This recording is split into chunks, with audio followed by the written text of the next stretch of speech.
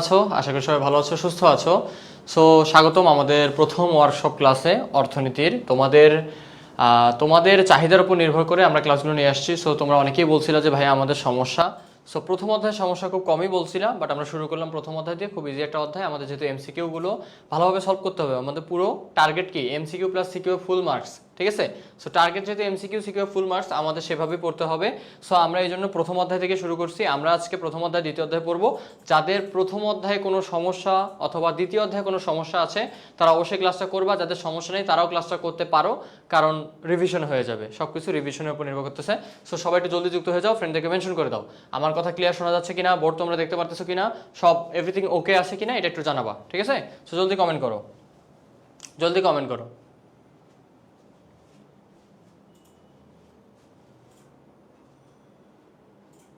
First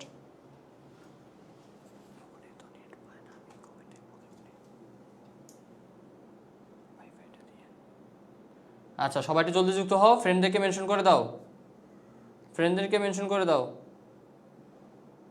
জলদি জলদি সবাই শেয়ার করবা। সবাই অবশ্যই ক্লাসে শেয়ার করবা, যেহেতু ফ্রি ক্লাস। শেয়ার করতে ভাই কোনো সমস্যার কথা না, ঠিক আছে? আর সবাই একসাথে দেখো, এটাই লাস্ট মোমেন্ট। এরপরে তোমরা আর এরকম ক্লাস পাবা না। সো শেষ সময় এসে যদি সময় মানে নষ্ট করে ফেলো, শেষ সময় এসে যদি সুযোগটা হাতছাড়া করো, এটা তোমাদের ক্ষতি ভাইয়া, ঠিক আছে? কারণ আমরা এগুলো পড়াচ্ছি, আমরা পড়াবোই, ঠিক আছে?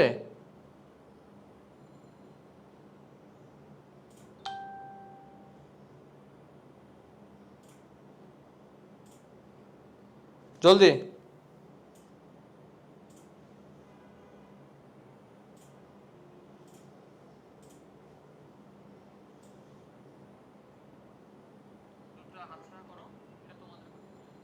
আচ্ছা, ক্লিয়ার ভাইয়া, ওকে, ভেরি গুড।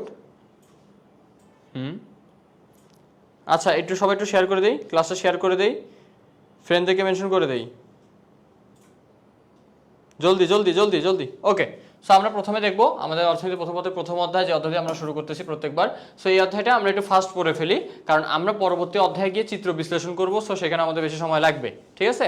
আর সৃজনশীল আমরা দেখবো, সো এখানে একটু দেখে নিই।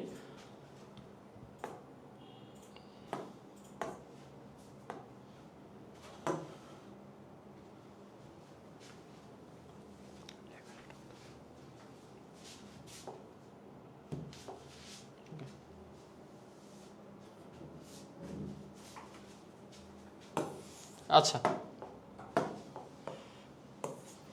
হ্যাঁ, তো চলো শুরু করি। তোমরা একটু আমার সাথে সাথে অ্যান্সার করার চেষ্টা করবা, শুরু করবা, অ্যান্সার করবা। আর আমরা এগুলোতে বেশি সময় নেব না, যেগুলো আমরা পারি সেগুলোতে আমাদের সময় নেওয়ার কিছু নাই, ঠিক আছে? আমরা এগুলো তাড়াতাড়ি করে ফেলবো। ওকে, তাহলে আমরা শুরু করে দেই। প্রথম অধ্যায় মৌলিক অর্থনৈতিক সমস্যা এবং এর সমাধান। অর্থনীতিকে সম্পদের বিজ্ঞান কে বলেছেন? অর্থনীতিকে সম্পদের বিজ্ঞান কে বলেছেন? ভাইয়া পারি এইগুলা, ওকে পারো। অনেকে বলছো পারি এগুলো, আবার অনেকে বলছো পারি না এগুলো। তুমি তো দুইজন একই রকম উত্তর দিলে। আচ্ছা, পারো আর না পারো এটা কোনো সমস্যা নাই। সো সম্পদের বিজ্ঞান বলেছেন অ্যাডাম স্মিথ। এই অ্যাডাম স্মিথই হচ্ছেন অর্থনীতি জনক। অ্যাডাম স্মিথ কি অর্থনীতি জনক, আর পল এ স্যামুয়েলসন যিনি আছেন তিনি হচ্ছেন আধুনিক অর্থনীতি জনক।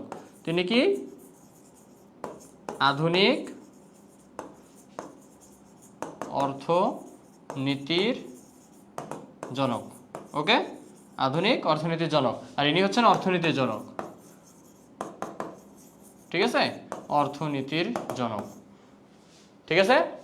আচ্ছা, তাহলে এটা আমরা দেখলাম। এরপর একটা দেখি আমরা একটু। অর্থনীতিকে দুষ্প্রাপ্যতার বিজ্ঞান হিসেবে ব্যাখ্যা দিয়েছেন কে? অর্থনীতিকে দুষ্প্রাপ্যতার বিজ্ঞান হিসেবে ব্যাখ্যা দিয়েছেন কে? এটা অ্যান্সার করো। দুষ্প্রাপ্যতা বিজ্ঞান কে বলেছেন? দুষ্প্রাপ্যতা বিজ্ঞান বলেছেন এল রবিন্স। এল রবিন্স, লিওনেল রবিন্স, এটা আমরা জানি, ঠিক আছে?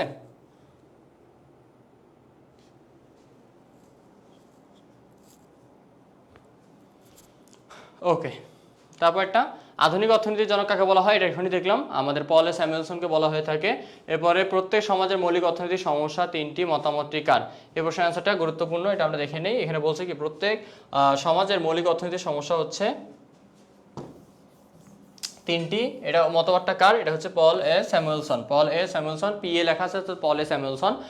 প্রত্যেক সমাজের মৌলিক অর্থনৈতিক সমস্যা তিনটি। তারপরে দেখি বলছে কি অভাবের তুলনায় সম্পদের সীমাবদ্ধতাকে কি বলে? অভাবের তুলনায় সম্পদের সীমাবদ্ধতা, অর্থাৎ সম্পদ সীমিত। সো এটা হচ্ছে দুষ্প্রাপ্যতা। এটা কি? দুষ্প্রাপ্যতা। বোঝা গেছে? এটা কি হবে? দুষ্প্রাপ্যতা হবে। আচ্ছা, তাহলে এটার অ্যান্সার কি হইলো? খ, দুষ্প্রাপ্যতা। ঠিক আছে, এরপরে দেখি অর্থনীতি যমজ সমস্যাদ্বয় কোনটি? ভাইয়া আমি তো বারবার বলেই দিছি এই প্রশ্নটা অনেক বেশি গুরুত্বপূর্ণ, এই কোয়েশ্চেনটা অনেক বেশি গুরুত্বপূর্ণ। এটা 3 স্টার দিয়ে নাও, এটা বোর্ডে চলে আসবে ইনশাল্লাহ। অর্থনীতি যমজ সমস্যাদ্বয় মানে একটা সমস্যা উদ্ভূত হলে আরেকটা অটোমেটিক চলে আসে, মানে এটা একজন ছাড়া একজন চলে না, একে অপরকে ছাড়া চলে না, তার মানে অবশ্যই দুইটা একই সাথে হয়ে থাকে। সো দুষ্প্রাপ্যতা নির্বাচন, সম্পদ সীমিত জন্যই তো আমাদেরকে সিলেক্ট করতে হয় যে আমরা কোনটা ছেড়ে কোনটা নিব অথবা কোনটা নিব না, তাই তো? আচ্ছা আচ্ছা, তোমরা একটু সবাই বারবার বলে দিচ্ছি, বারবার বলতেছি, সবাই একটু শেয়ার করে দাও, ক্লাসটা শেয়ার করে দাও, ফ্রেন্ডদেরকে মেনশন করে দাও। তাহলে 6 এর অ্যান্সার কি হচ্ছে? 6 এর অ্যান্সার হচ্ছে ক। 6 এর অ্যান্সার কি হচ্ছে? 6 এর অ্যান্সার হচ্ছে ক, দুষ্প্রাপ্যতা নির্বাচন। ভাই এটা লাস্ট তোমাদের বলতে পারো, আমরা খুব কম এমসিকিউ দেখাই দিব, বাট টপিক ওয়াইজ যে টপিকগুলো তোমাদের যে টপিক থেকে কোশ্চেন আসে, ঠিক আছে, এই জিনিসটা মাথায় রাখতে হবে। আচ্ছা, তারপরে কি বলছে? অদৃশ্য হস্ত ধারণাটির প্রবর্তক কে? Robbins, Adam Smith, Samuelson, Marshall. এটা একটু অ্যান্সার করো তো, এটা তোমাদের থেকে আমি অ্যান্সারটা চাচ্ছি, এটার অ্যান্সার আমি বলবো না, তোমরা একটু অ্যান্সার করো।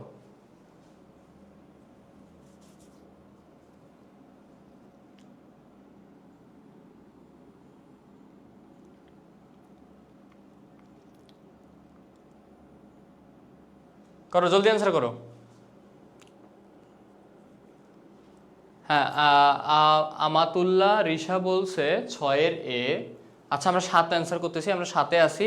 সো 7টা একটু তোমরা বলো কি হবে, 7-এর অ্যান্সার দাও। ক্লাসে স্টুডেন্ট কম, আরো স্টুডেন্ট চাই, সবাই যেন ভালোভাবে পড়তে পারে সেভাবে শেয়ার করে দাও। ক্লাসটা বারবার বলতেছি, শেয়ার করে দাও, ফ্রেন্ডদেরকে মেনশন দাও, যারা যারা আছে সবাইকে মেনশন দাও।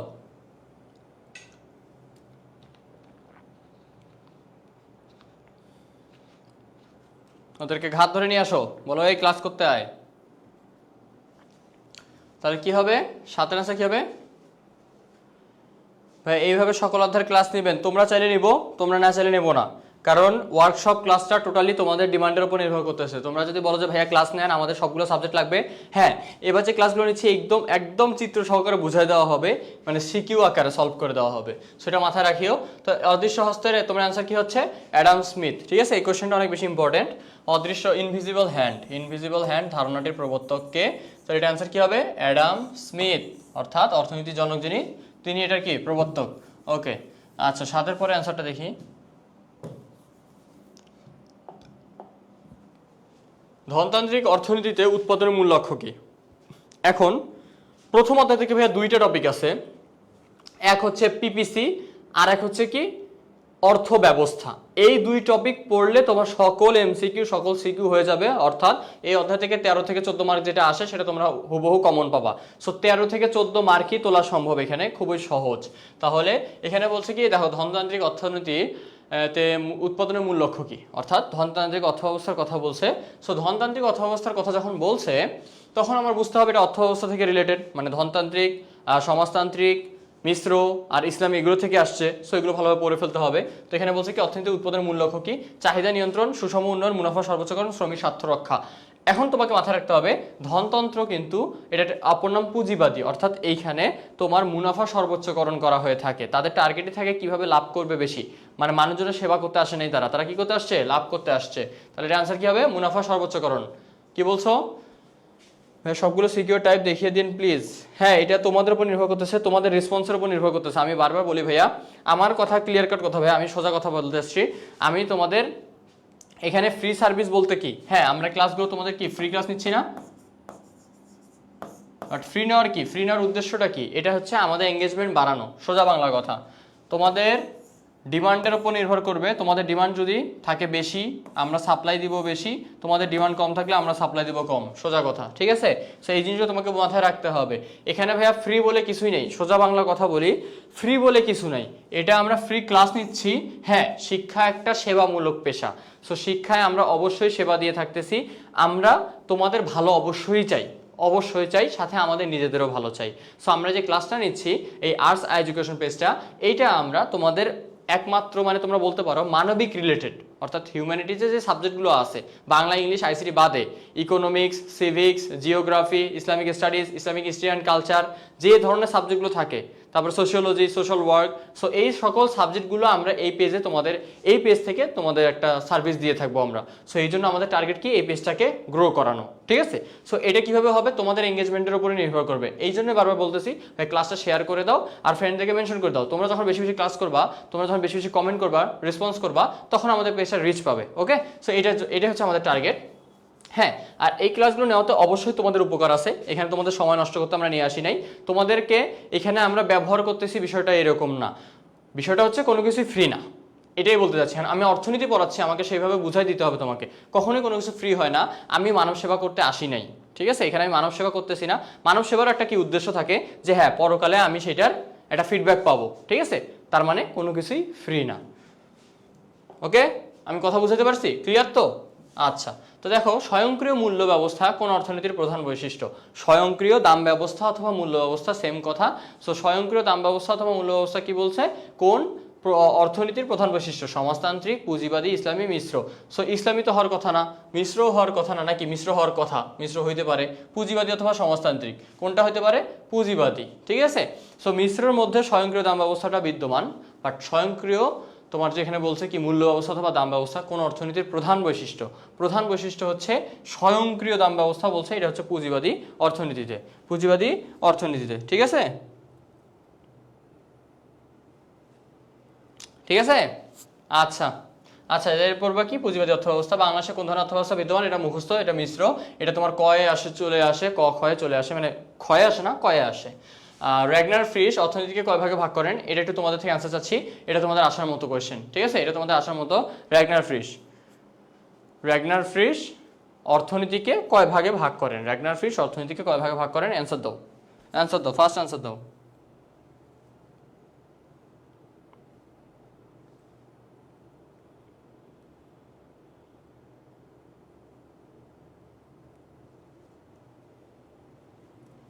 হ্যাঁ, 11 আনসার চাচ্ছি। ফাহমিনা রহমান বলছে 11 বি। ওকে, আজহার ওয়ালাইকুম আসসালাম, তাবাসসুম ইসলাম ওয়ালাইকুম আসসালাম। সবগুলো তো হচ্ছে আমার মুরসালিন, এটা কিন্তু খুব ভালো একটা কথা, সবগুলো হচ্ছে আমার। তার মানে কি তুমি ঠিক জায়গায় আসো, তুমি অ্যান্সারগুলো ঠিক করতেছো, তোমার পরীক্ষার সামনে তোমাকে এখন অ্যান্সার ঠিক করতেই হবে। আর একটা কথা, যারা ভুল করতেছো হতাশ হওয়ার কিছু নাই, এই অ্যান্সারটা যেন এরপরে ভুল না হয়, আমার টার্গেট থাকবে এইটা। অর্থাৎ আমি যখন র্যাগনার ফিশের অর্থনীতিকে কয় ভাগে ভাগ করছি এটা আমি জানি না, আমি নিজেও জানি না, ঠিক আছে? মনে করলাম আমি জানি না, 2, 3, 4, 5 আমি জানি না, ধরো আমি 5 বলছি, কিন্তু দেখলাম কি অ্যান্সার আমাদের 2 আসতেছে, ঠিক আছে? সো 2 আসতেছে। এখন এই যে মাইক্রো ম্যাক্রো যেটা আছে বিষয়টা, মানে ক্ষুদ্র, মানে সামষ্টিক অর্থনীতি, ব্যষ্টিক অর্থনীতি, দুই যে ভাগটা ভাগ ভাগ করছে, অ্যান্ড এটা তো তোমার মাথায় থাকবে এখন যে র্যাগনার ফ্রিশ অর্থনীতিকে 2 ভাগে ভাগ করছে। এই কোশ্চেনটা যেন পরীক্ষা আসলে না ভুল হয়, এটা ইনশিওর করো, তাহলেই হবে, ঠিক আছে? আচ্ছা, সামষ্টিক অর্থনীতির আলোচ্য বিষয় কোনটি? সামষ্টিক অর্থনীতি, সামষ্টিক মানে হচ্ছে ম্যাক্রো, যেটাকে বলা হচ্ছে ম্যাক্রো ইকোনমিক্স, ঠিক আছে? সো ম্যাক্রো ইকোনমিক্সের আলোচ্য বিষয় কি, মানে তারা কি নিয়ে আলোচনা করে? দ্রব্যের দাম, ভোক্তার আচরণ বিশ্লেষণ, ব্যক্তিগত আয়, জাতীয় আয়। সো সামষ্টিক মানে হচ্ছে পুরো ওভারঅল সব কিছু নিয়ে আলোচনা করে থাকে। সো এটা হবে কি জাতীয় আয়, এটা কি হবে? জাতীয় আয়, ঠিক আছে? আচ্ছা, সো এখনো যারা ফ্রেন্ডদেরকে মেনশন করে নাই, তোমাদেরকে বারবার বলতেছি, একটু রিকোয়েস্ট করতেছি সবার কাছেই যে ফ্রেন্ডদেরকে মেনশন করে দাও, আমরা যেন আরও বেশি বেশি স্টুডেন্ট পাই। কারণ আজকে অবশ্যই অনেক ইম্পর্টেন্ট টপিক পড়াবো ভাইয়া, ইনশাআল্লাহ এই টপিক থেকে তোমাদের পরীক্ষায় চলে আসবে। সো পরীক্ষা যখন হবে, পরীক্ষা যখন পারবা, তখন দেখবা কি খুবই ভালো লাগতেছে, তখন ভাইয়ের কথা মনে পড়বে। এই 12D কেন হবে? 12D, আচ্ছা সরি 12D মানে 11 হচ্ছে কি হইতো? র্যাগনার ফ্রিশ 2 ভাগে ভাগ করছে, ওইটা ঠিক ছিল। আচ্ছা ঠিক আছে, তাহলে 12D জাতীয় আয় নিয়ে আলোচনা করে। এই বাকি যেগুলো দেখতেছো এখানে, দ্রব্যের দাম, একটা দ্রব্য দাম, দুইটা দ্রব্যের দাম, এগুলো মাইক্রো ইকোনমিক্সের। ভোক্তার আচরণ বিশ্লেষণ, একটা ভোক্তা, আমি একটা একটা করে ভোক্তা নিয়ে আলোচনা করতেছি, এটা হচ্ছে মাইক্রো ইকোনমিক্স, ব্যষ্টিক অর্থনীতি, ছোট। আর ব্যক্তিগত আয়, এটা ব্যক্তি, বাট জাতীয় মানে কি সবার আয়, পুরো একটা জাতির আয় আমি কি করতেছি, হিসাব করতেছি। তো সেইটা হচ্ছে কি সামষ্টিক অর্থনীতি। পিপিসি এর পুনরূপ কি ভাইয়া? এই কোশ্চেনটা তো চলে আসছে, এই কোশ্চেনটা চলে আসছে, এটা যে কোনো বোর্ডে ধরে রাখতে পারো, এই কোশ্চেনটা চলে আসছে। পিপিসি এর পুনরূপ কি? Production possibility curve, production possibility curve.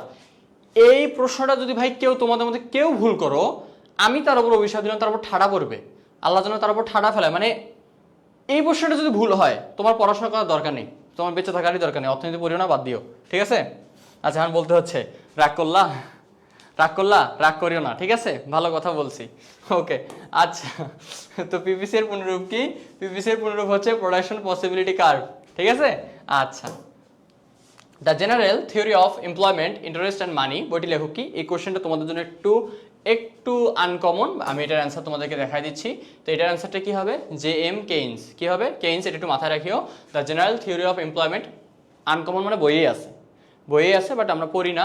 So এই কোশ্চেনটা একটু নতুন বলতেই পারো, এই জন্য তোমাদেরকে দেখাই দিলাম অ্যান্সারটা। সো সবাই মাথায় রাখবা, the general theory of employment, interest and money, বইটি লেখক হচ্ছে J M Keynes. J M Keynes, ঠিক আছে? ঠিক আছে, আচ্ছা, তাহলে অ্যান্সার ঠিক আছে, ওকে।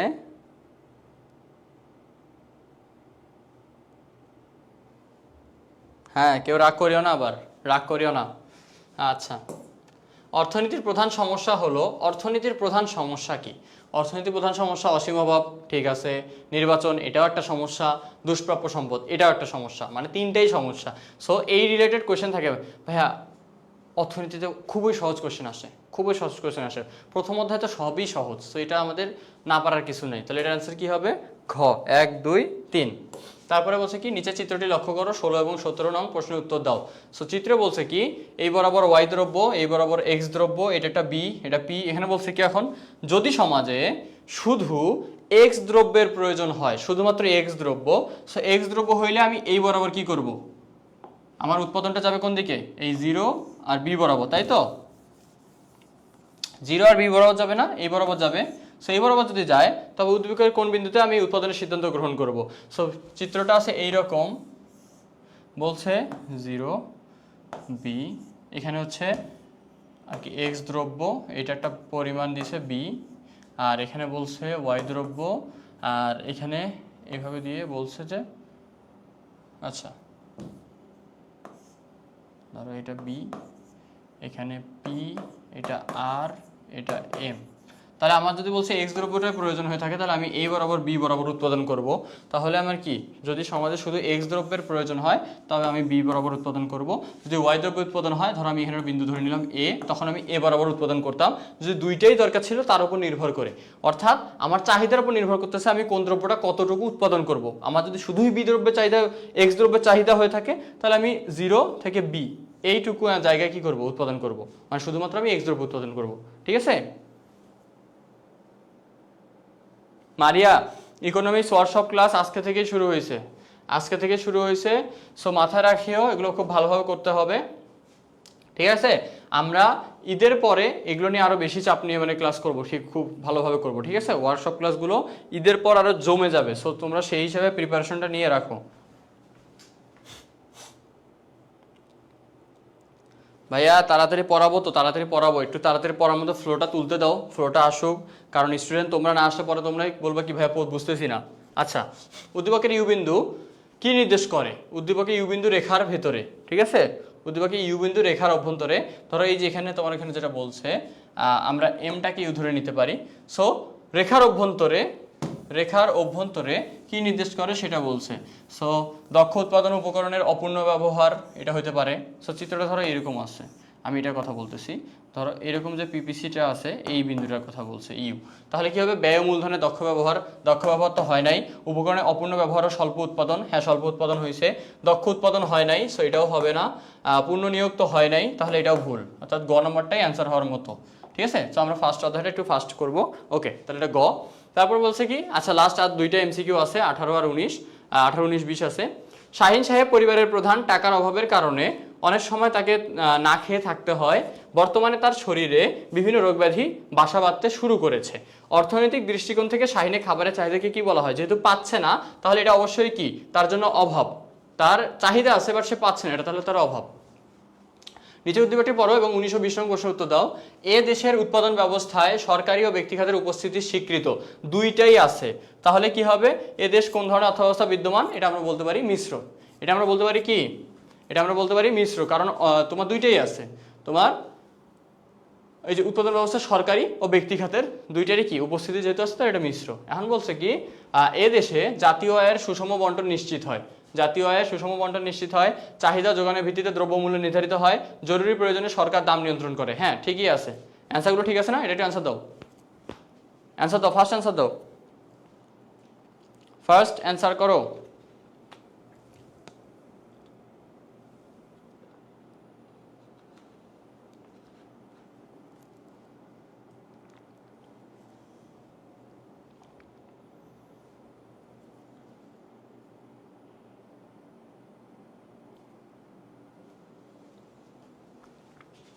অ্যান্সার কি হচ্ছে তাহলে? অ্যান্সার হচ্ছে গ। গ মানে কি 2, 3। জাতীয় আয়ের সুষম বন্টন নিশ্চিত হয় না, জাতীয় আয়ের সুষম বন্টন মিশ্রতে, মানে আমাদের বাংলাদেশে কিন্তু হয় না। সো তুমি আমাদের বাংলাদেশের কথাটা মাথায় রাখতে পারো, আমাদের বাংলাদেশের কথাটা মাথায় রাখতে পারো, মিশ্র অর্থনৈতিক ব্যবস্থায় তোমার হয় না, এটা হয়ে থাকে সমাজতান্ত্রিক অর্থ ব্যবস্থায়। কোথায় হয়ে থাকে? সমাজতান্ত্রিক অর্থ ব্যবস্থায় সুষম বন্টন করার চেষ্টা করা হয়ে থাকে, ঠিক আছে, সমাজতান্ত্রিক হয়ে থাকে। সো এটা অ্যান্সার হবে না, বাট এই দুইটার ক্ষেত্রে ঠিক আছে। আমি এটার কথা বলছিলাম যে হ্যাঁ অনেক সময় অনেক দাম বাড়ায় দেয়, সো তখন কি করে সরকার বাধ্য করে দাম কমাইতে। চাহিদার যোগানের ভিত্তিতে দ্রব্যমূল্য নির্ধারিত হয়, অর্থাৎ স্বয়ংক্রিয় দাম ব্যবস্থার কথা যেটা বলছিলাম, যে এই যে দাম চাহিদা যোগানের ঘাত প্রতিঘাতের মাধ্যমে নির্ধারিত হয়, এটার কথা বলছে। সো এটা গেল। এখন আমরা যদি দেখি সৃজনশীল দেখি, তোমরা কি বোর্ডটা ক্লিয়ার দেখতে পাচ্ছ? বোর্ড কি ক্লিয়ার দেখা যাচ্ছে কিনা এটা একটু জানাবা। বোর্ডটা কি ক্লিয়ার দেখা যাচ্ছে?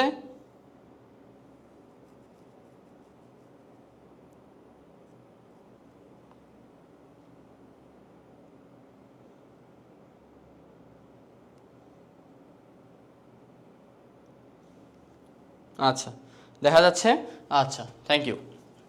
তাহলে এটা আমরা সৃজনশীল বেশি সময় নেব না, আমরা দ্বিতীয় পত্রটা পড়বো। দ্বিতীয় পত্রের নাম, প্রথম পত্রের দ্বিতীয় অধ্যায়টা খুবই প্রয়োজন। সো এখানে কি বলছে দেখো, দুটি দ্রব্যের উৎপাদন সম্ভাবনা সূচি নিম্নরূপ। এক্স দ্রব্য ওয়াই দ্রব্য দুইটা দিয়ে দিছে, কম্বিনেশন দিয়ে দিছে, দিয়ে বলছে কি অর্থনৈতিক ব্যবস্থা কি, অর্থনীতিতে নির্বাচনের সমস্যা দেখা দেয় কেন, উদ্দীপকের আলোকে উৎপাদন সম্ভাবনা রেখা অঙ্কন করো। তোমার প্রশ্নটা কাইন্ড অফ এরকমই থাকবে। তোমার এইখান থেকে তোমার গ ঘয়ের জন্য আমি বলে দিচ্ছি,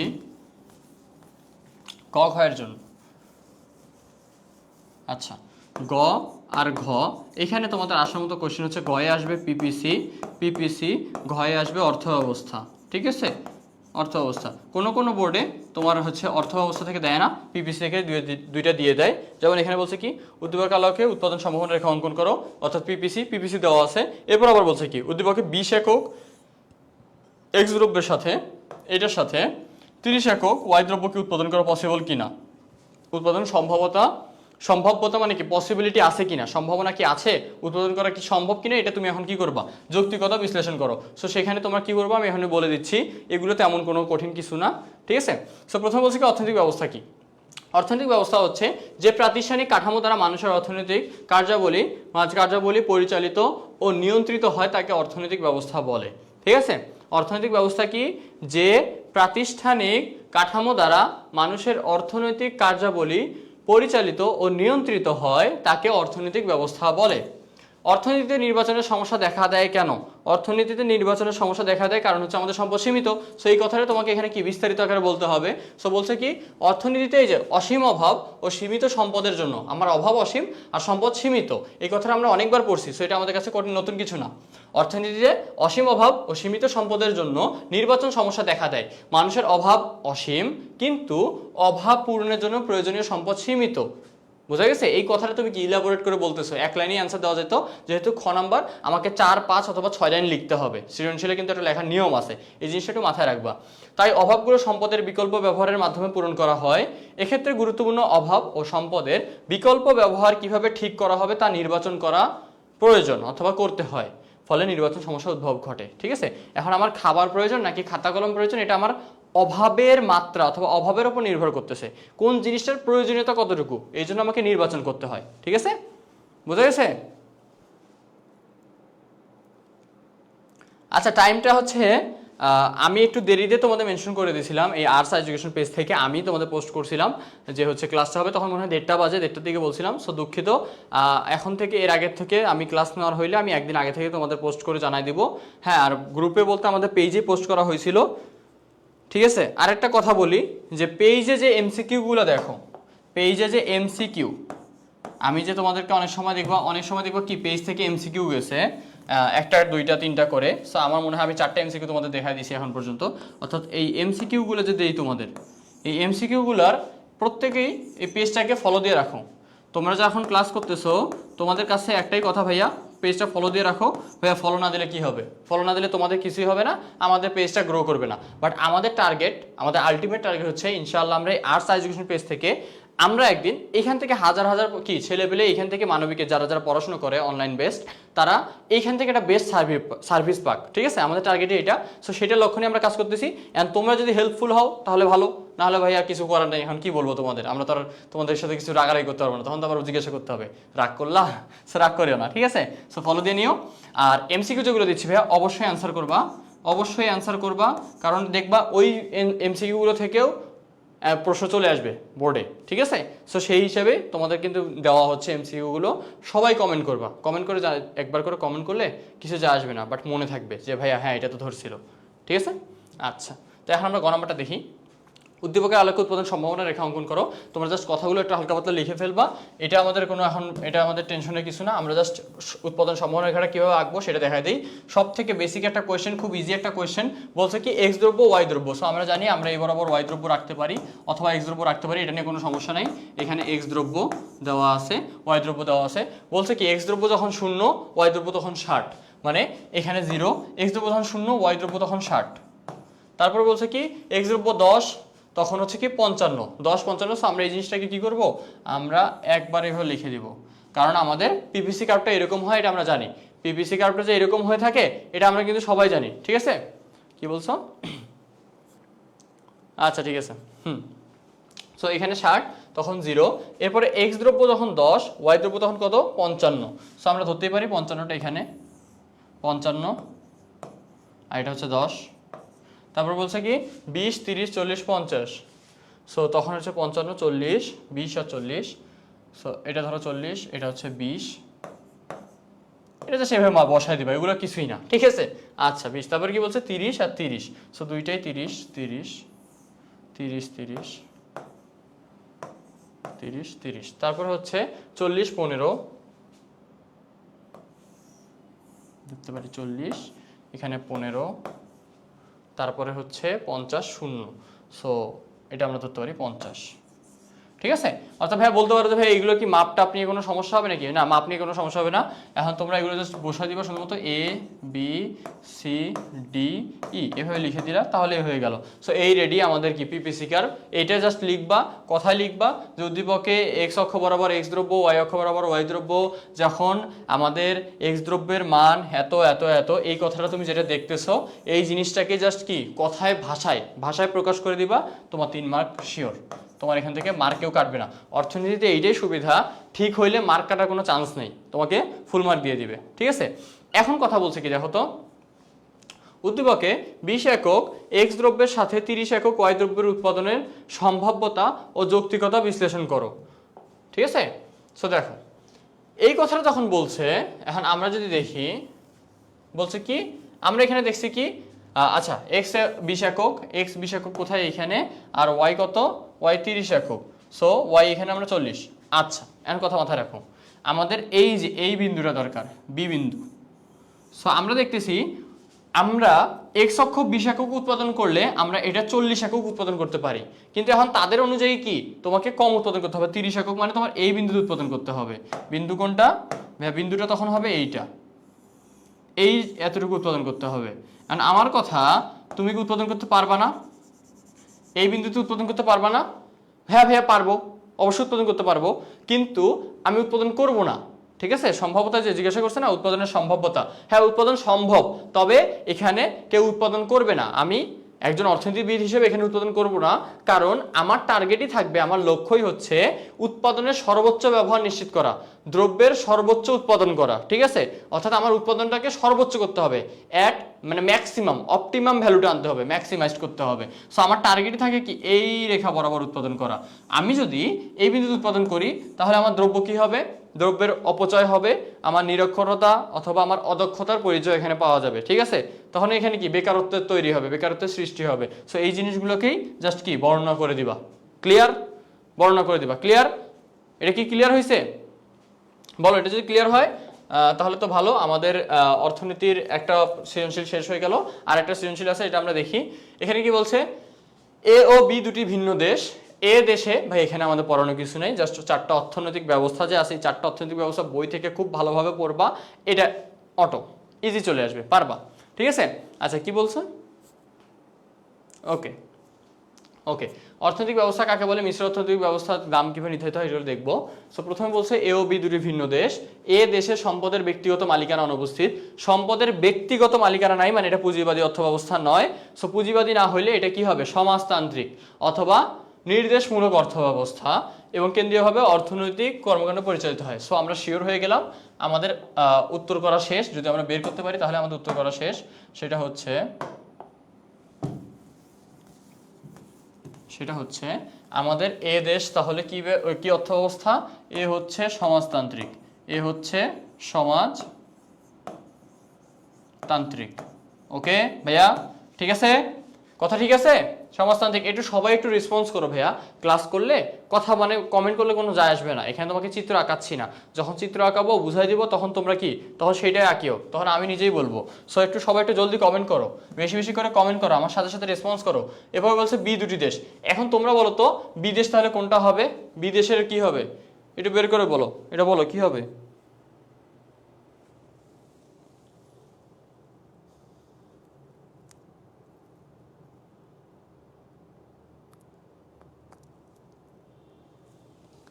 আমি মোটা হইলাম কবে রে, আমি তো চিকনই আছি।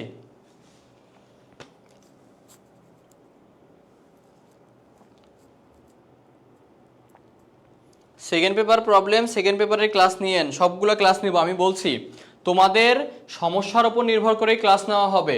সো তোমাদের সমস্যাগুলো বেশি বেশি করে জানাও, কোথায় কোথায় কোন টপিকে স্পেসিফিকভাবে জানাও, আমি সেই টপিক নিয়ে তোমাদের ক্লাস নিব দরকার হলে, ঠিক আছে? সো এই জিনিসটা তোমাদের উপর নির্ভর করতেছে ভাই, আমরা বারবার বলতেছি বেশি বেশি করে ক্লাসটা শেয়ার করে রাখো, ফ্রেন্ডদেরকে মেনশন করো যাতে তাদের সমস্যাগুলো সমাধান করা যায়, ঠিক আছে? এই যে অনেকেই এখনো ক্লাসে আসতেছো না, অনেকেই ক্লাস করতেছো না, চলে যাচ্ছ, সো পস্তাবা ভাইয়া, পস্তাবা। আচ্ছা, বিদেশ তাহলে হচ্ছে ধনতান্ত্রিক, এদেশ হচ্ছে সমাজতান্ত্রিক, বিদেশ হচ্ছে ধনতান্ত্রিক, ভেরি গুড। সো অর্থনৈতিক ব্যবস্থা কাকে বলে সেটাকে দেখে নেই। একটু আগে দেখলাম যে প্রাতিষ্ঠানিক কাঠামো দ্বারা মানুষের অর্থনৈতিক কার্যাবলী পরিচালিত ও নিয়ন্ত্রিত হয়, তাকে অর্থনৈতিক ব্যবস্থা বলে। এই কোশ্চেনটা ইম্পর্টেন্ট, পড়ে নিবা, ঠিক আছে? বোর্ডে আসছে। মিশ্র অর্থ ব্যবস্থায় কিভাবে দাম নির্ধারিত হয়? সো মিশ্র অর্থ ব্যবস্থায় সাধারণত স্বয়ংক্রিয় দাম ব্যবস্থায় বাজার মূল্য নির্ধারিত হয়। ওই যে এখানে একটা আনসার আসছিল। সো প্রথমটা আমরা টার্গেট যদি ধনতান্ত্রিক থাকে তো ধনতান্ত্রিক দিব, অথবা মিশ্র হলে কি হবে, মিশ্রত স্বয়ংক্রিয় দাম ব্যবস্থা হয়ে থাকে। সো এই কথাটাই বলছে, মিশ্র অর্থ ব্যবস্থায় ক্রেতা বিক্রেতার পারস্পরিক ক্রিয়া ও প্রতিক্রিয়ার দ্বারা বাজারে দাম নির্ধারিত হয়। পারস্পরিক ক্রিয়া প্রতিক্রিয়া কি, চাহিদা আর যোগানের মাধ্যমে, মানে আমি নিজে একটা দাম নির্ধারণ করে দেই না, ঠিক আছে? সো এটা কি স্বয়ংক্রিয় দাম ব্যবস্থা। আচ্ছা আচ্ছা আচ্ছা, ওইখানে একটা এমসিকিউ পড়ছিলাম, ওটা পুঁজিবাদী অর্থব্যবস্থা আসছিল মনে হয়, এটা একটু কারেকশন করে নিও। আমরা যে একটু দেখি এটা কোথায় গেল, কোন অর্থনীতির প্রধান বৈশিষ্ট্য, এটার অ্যান্সারটা তোমরা আমাকে একটু ভালোভাবে জানাই দিবা। এই যে এটা দেখতেছি যে এইটা স্বয়ংক্রিয় মূল্য ব্যবস্থা কোন অর্থনীতির প্রধান বৈশিষ্ট্য।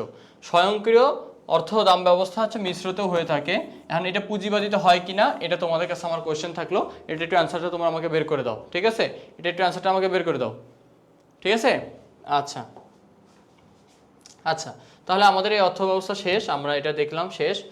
মিশ্র অর্থ ব্যবস্থা কীভাবে দাম নির্ধারিত হয় আমরা এটা পড়ে ফেলবো, অর্থাৎ মিশ্র অর্থ ব্যবস্থা স্বয়ংক্রিয় দাম ব্যবস্থার মাধ্যমে দাম নির্ধারিত হলেও কিছু কিছু ক্ষেত্রে সরকারি হস্তক্ষেপ লক্ষ্য করা যায়। অর্থাৎ মিশ্র অর্থ ব্যবস্থা স্বয়ংক্রিয় দাম ব্যবস্থাও আছে, দুইটাই আছে। সো পুঁজিবাদী ওখানে কারেক্ট অ্যান্সার, এটা কোনো সমস্যা নাই আমাদের, আমরা বুঝতে পারছি। এখন কথা হচ্ছে তারপরে কোশ্চেন কি ছিল এখানে ভাই, দেখো তো এখানে কি বলছে যে উদ্দীপকের এ দেশের অর্থনৈতিক ব্যবস্থা তিনটি বৈশিষ্ট্য ব্যাখ্যা করো, অর্থাৎ সমাজতান্ত্রিক অর্থনীতির তিনটি বৈশিষ্ট্য ব্যাখ্যা করবা। আর তারপরে বলছে কি, উদ্দীপকে বর্ণিত দেশসমূহের মধ্যে দাম নির্ধারণ, উৎপাদন, ভোগ ও শ্রমিকের জীবনমান উন্নয়নে রাষ্ট্রের ভূমিকা তুলনা করো। সো কোনটাতে কতটুকু ভূমিকা রাখতেছে সেটা করবা। প্রথমটা সমাজতান্ত্রিক, অবশ্যই এখানে রাষ্ট্রের ভূমিকা বেশি থাকবে। পরেরটা পুঁজিবাদী, এখানে রাষ্ট্রের ভূমিকা কম থাকবে।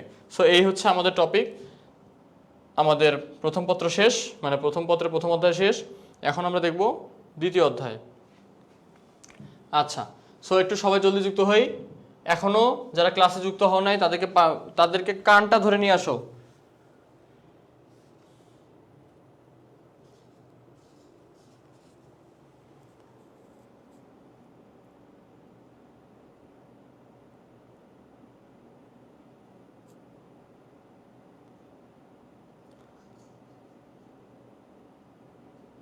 আমি রাগ করতেছি কিন্তু এখন আসলেই রাগ করতেছি। এখন আমাদের ইম্পর্টেন্ট টপিক শুরু হইলো, এখনই স্টুডেন্ট অর্ধেক হয়ে গেছে, এটা কোনো কথা? ছি ভাইয়া, এই জিনিসটা খুব খারাপ লাগে। তোমাদেরকে ক্লাস নেওয়া হয় যখন, তোমরা ক্লাস করো না, পরে যা বলো ভাইয়া সমস্যা আছে। আমরা অর্থনীতি প্রথম পত্রের যদি অর্থনীতি প্রথম পত্রের সব থেকে গুরুত্বপূর্ণ একটা অধ্যায় থাকে, এটা সেই অধ্যায়। এখনই যে তোমরা ক্লাসে না থাকো, কিছু করার নেই ভাইয়া। প্রথম পত্রের ক্লাসে তোমরা ছিল 50 জন, এখন হয়ে গেছে 25-28 জন। এটা কোনো কথা? আমি অ্যাকচুয়ালি রাগ করতেছি এখন। আচ্ছা যাই হোক, আমরা শুরু করি। যারা ক্লাস করবা না, পরে এসে যেন আমি আর না শুনি, এই সমস্যাগুলো যেন না শুনি। 3 নাম্বার চ্যাপ্টারে এত ভালো করে বুঝায়, কি বলছো? এত ভালো করে বুঝাই দেন ভাইয়া। সিয়াম ভাইয়া সবকিছু ভালোভাবে বুঝাই দেয়। সিয়াম ভাইয়া সবকিছুই ভালোভাবে বুঝাই দেয়। ক্লাসে একটু মনোযোগ সহকারে করতে হবে। বেশি জলদি পড়ান বলে লাভ নেই। একটা জিনিস শিখতে আসলে একদম সুন্দর করে বেসিক থেকে শিখতে হয়, ঠিক আছে? সো এখনো যারা যুক্ত হন নাই, আমি বারবার বলতেছি, আমরা শুরু করে দিব। হ্যাঁ, ওকে, আচ্ছা, সবাই চলে আসছে? তাহলে ইম্পর্টেন্ট টপিক, দ্বিতীয় অধ্যায়, ভোক্তা ও উৎপাদকের আচরণ। এই অধ্যায়টা এতটা বেশি গুরুত্বপূর্ণ, এই জিনিসটা মাথায় রাখতে হবে। এই অধ্যায় থেকে 3 টাইপের সৃজনশীল আসে। 3টা, আমি 3টা বলছিলাম, একটা মানে 3 ধরনের, ঠিক আছে? 3 ধরনের সৃজনশীল আসে। সো আমাকে একটা স্টুডেন্ট বলছিল কি আসলেই আসে নাকি? একটা আপনি বলেন এক অধ্যায় থেকে 3টা সৃজনশীল আসে? 3 ধরনের সৃজনশীল আসে। 3 ধরনটা হচ্ছে, এক উপযোগ, এই কথাগুলো মাথায় রাখিও। উপযোগ রিলেটেড থাকে। এরপরে তোমার চাহিদা ও যোগানের আবার 2টা ধরন আছে। চাহিদা ও যোগান, একটা হচ্ছে তোমার সমীকরণ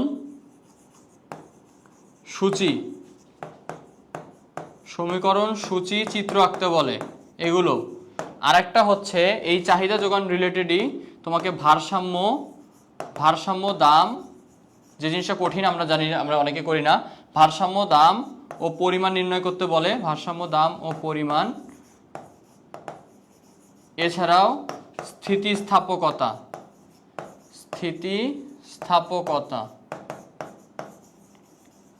ঠিক আছে? স্থিতিস্থাপকতা, এই রিলেটেড কোশ্চেন তোমাদের থাকে। সো এই অধ্যায়টা অনেক বেশি গুরুত্বপূর্ণ। 3 ধরনের সৃজনশীল আসার টপিক থাকে।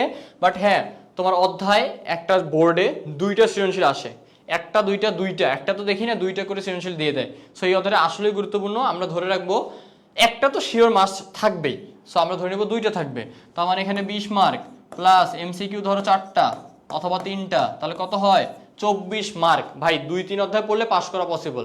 2-3 অধ্যায় ভালোভাবে অ্যান্সার করলে তুমি ইকোনমিক্সে পাস করবা, ঠিক আছে? ভাইয়া বলেন এই অধ্যায়টা ক্লাসটা কার জন্য? এই অধ্যায়টা হচ্ছে ইকোনমিক্স যাদের আছে, এইচএসসি 26, 27, 28, 29, 30, 31, 32, যতদিন দুনিয়া আছে এই অধ্যায় চেঞ্জ হয় নাই। অধ্যায় চেঞ্জ হওয়ার কোনো মানেও নাই, কারণ ইকোনমিক্স মানে এই অধ্যায় থাকবেই। এই অধ্যায়টাই মেইন একটা অধ্যায়। সো সবার জন্য, যারা পরবর্তীতে আসবে এই ক্লাসটা দেখবে, ভবিষ্যতেও যারা দেখবা, তারাও ভাইয়া ক্লাসটা ভালোভাবে মনোযোগ দিয়ে দেখিও, কারণ তোমাদের এখানে অবশ্যই লাভ আছে। আচ্ছা, তো আমরা তো এখানে একদম থিওরি পড়াচ্ছি না, আমরা এমসিকিউ থেকে শুরু করছি, আর সিকিউটা সলভ করবো। আমাদের সিকিউ সলভ করাটা মেইন। তোমাদের এক্সাক্ট যে সমস্যাটা আমি পাইছি সেটা হচ্ছে ভাইয়া সিকিউ সলভ করায় দেন। মানে আমরা বেসিক পারি কিন্তু আমরা সিকিউটা সলভ করতে পারি না, এটাই তো সমস্যা ছিল, তাই না? সো দেখো, এখন দেখো বলছে কি, উপযোগ হলো কোনো দ্রব্যের ওই বিশেষ গুণ বা ক্ষমতা যা মানুষের অভাব পূরণ করতে পারে।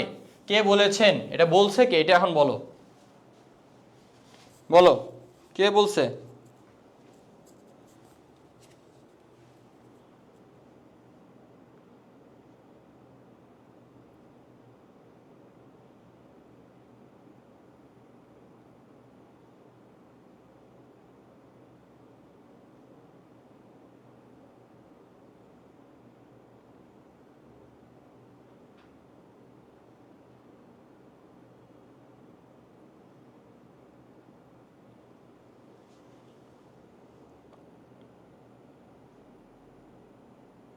ফাস্ট করো,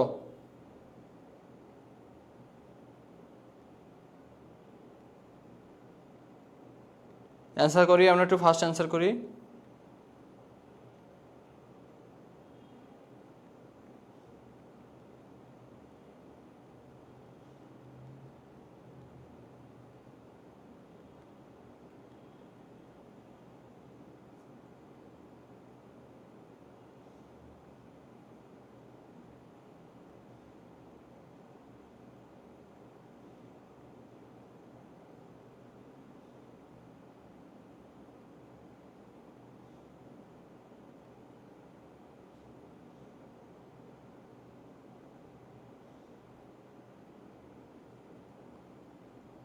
কি হবে অ্যান্সার?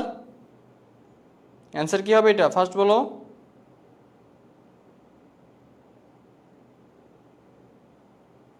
আচ্ছা, এটার অ্যান্সার হবে মেয়ার্স। সো সবাই কি অ্যান্সার করছো? একের খ খ সবাই বলতেছে মার্শাল।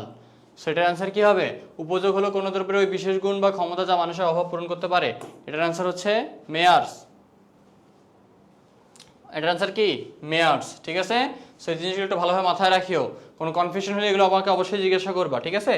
আচ্ছা, প্রান্তিক উপযোগ যখন শূন্য হয় তখন মোট উপযোগ কি হয়? ভাই এই কোশ্চেন আসবে, এই কোশ্চেন আসবে পরীক্ষায়, এই কোশ্চেন থাকবে, এটা মাথায় রাখিও। পরীক্ষায় এই কোশ্চেনটা থাকবে, প্রান্তিক উপযোগ যখন শূন্য হয় তখন মোট উপযোগ কি হয়। এইটাই আমাদের গয়ে আসার মতো কোশ্চেন। কোশ্চেনটা কি গয়ে আসার মতো। এছাড়াও তোমার আমরা একবারে চিত্রটা যদি করে থাকি তাহলে আমরা বুঝতে পারবো, যেটা হচ্ছে এইরকম।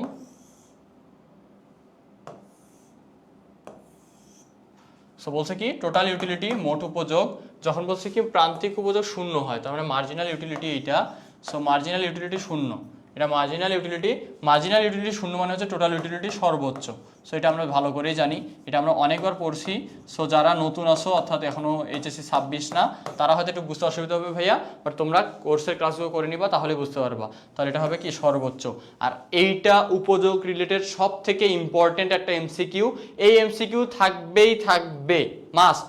এই এমসিকিউটা থাকবে ভাইয়া, আর কিভাবে বুঝাবো, এটা যেন ভুল না হয়। এই এমসিকিউ থাকবে 1 মার্ক শিওর, এটা 1 মার্ক শিওর, ঠিক আছে? আচ্ছা, তারপরে বলছে কি মোট উপযোগ সর্বাধিক হলে প্রান্তিক উপযোগ কি হবে? ওই সেম কোয়েশ্চেন, জাস্ট উল্টাটা করছি। এর আগের বার প্রান্তিক উপযোগ পড়ছি, এখন মোট উপযোগ পড়তেছি, এতটুকুই, ঠিক আছে? তাহলে এটা কি হবে? শূন্য হবে। ক্রমহ্রাসমান প্রান্তিক উপযোগ বৃদ্ধির প্রবক্তাকে? ক্রমহ্রাসমান প্রান্তিক উপযোগ বৃদ্ধির প্রবক্তা হচ্ছেন আলফ্রেড মার্শাল। মার্শাল হচ্ছে ক্রমহ্রাসমান প্রান্তিক উপযোগ বিধির প্রবক্তা। ক্রমহ্রাসমান, কথাগুলো বোঝার চেষ্টা করবা, ধীরে ধীরে কমে, কারণ আমাদের প্রান্তিক উপযোগ ধীরে ধীরে কমতে থাকে, ঠিক আছে? আচ্ছা, অর্থনীতিতে চাহিদার শর্ত কয়টি? এটা একটু অ্যান্সার করো তো, এটা একটু অ্যান্সার করো। এটা কি হবে? একটু জলদি অ্যান্সার করবা, সবাই অ্যান্সার করবা, সবাই অ্যান্সার করো।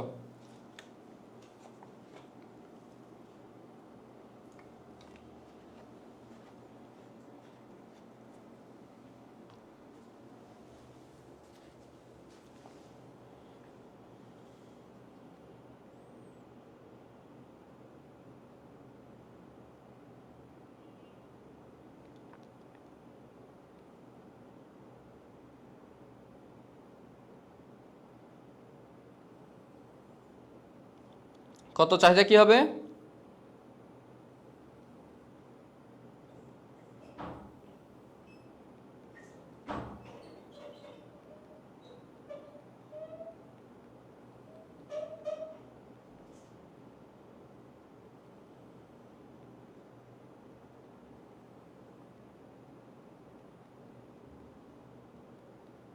আমরা জানি চাহিদার বৈশিষ্ট্য হচ্ছে 3টি, ঠিক না?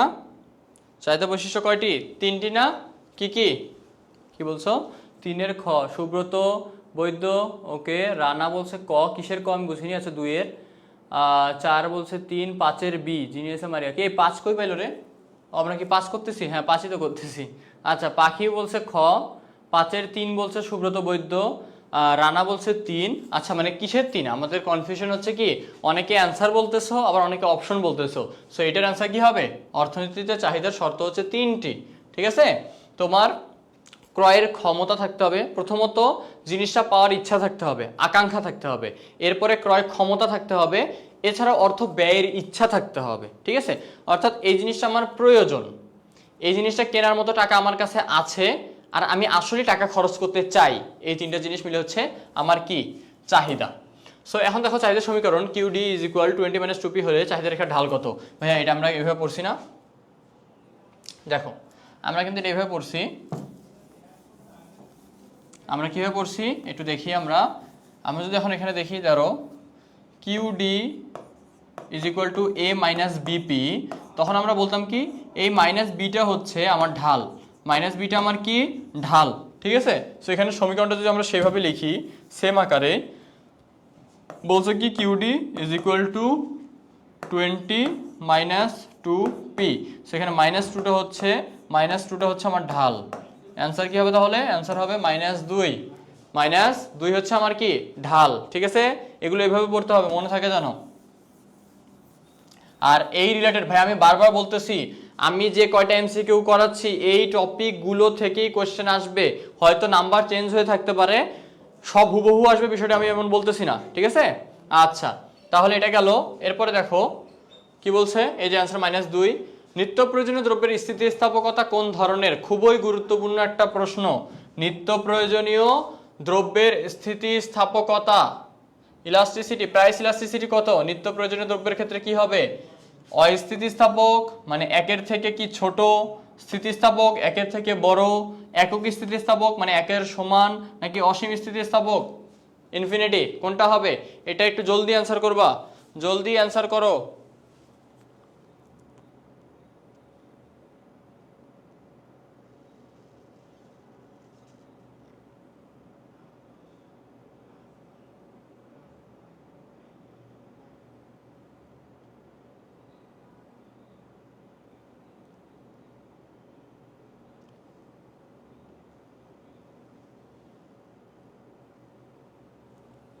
একটু জলদি অ্যান্সার করি আমরা। কি বলছে, কত নাম্বার এটা আমাদের? 7। 7-এর কি হবে? 7-এর অ্যান্সারটা দেখি। নিত্য প্রয়োজনীয় দ্রব্য কি হয়? স্থিতিস্থাপক হয় নাকি অস্থিতিস্থাপক হয়? আচ্ছা, একক স্থিতিস্থাপক কি হবে নিত্য প্রয়োজনীয় দ্রব্য, নাকি এটা স্বাভাবিক দ্রব্যের ক্ষেত্রে হয়? কোনটার ক্ষেত্রে? এই স্থিতিস্থাপক টপিক কিন্তু খুব ভালোভাবে পড়তে হবে, বারবার বলতেছি। কমেন্ট কোথায়? ফার্স্ট কমেন্ট করো, জলদি জলদি কমেন্ট করো।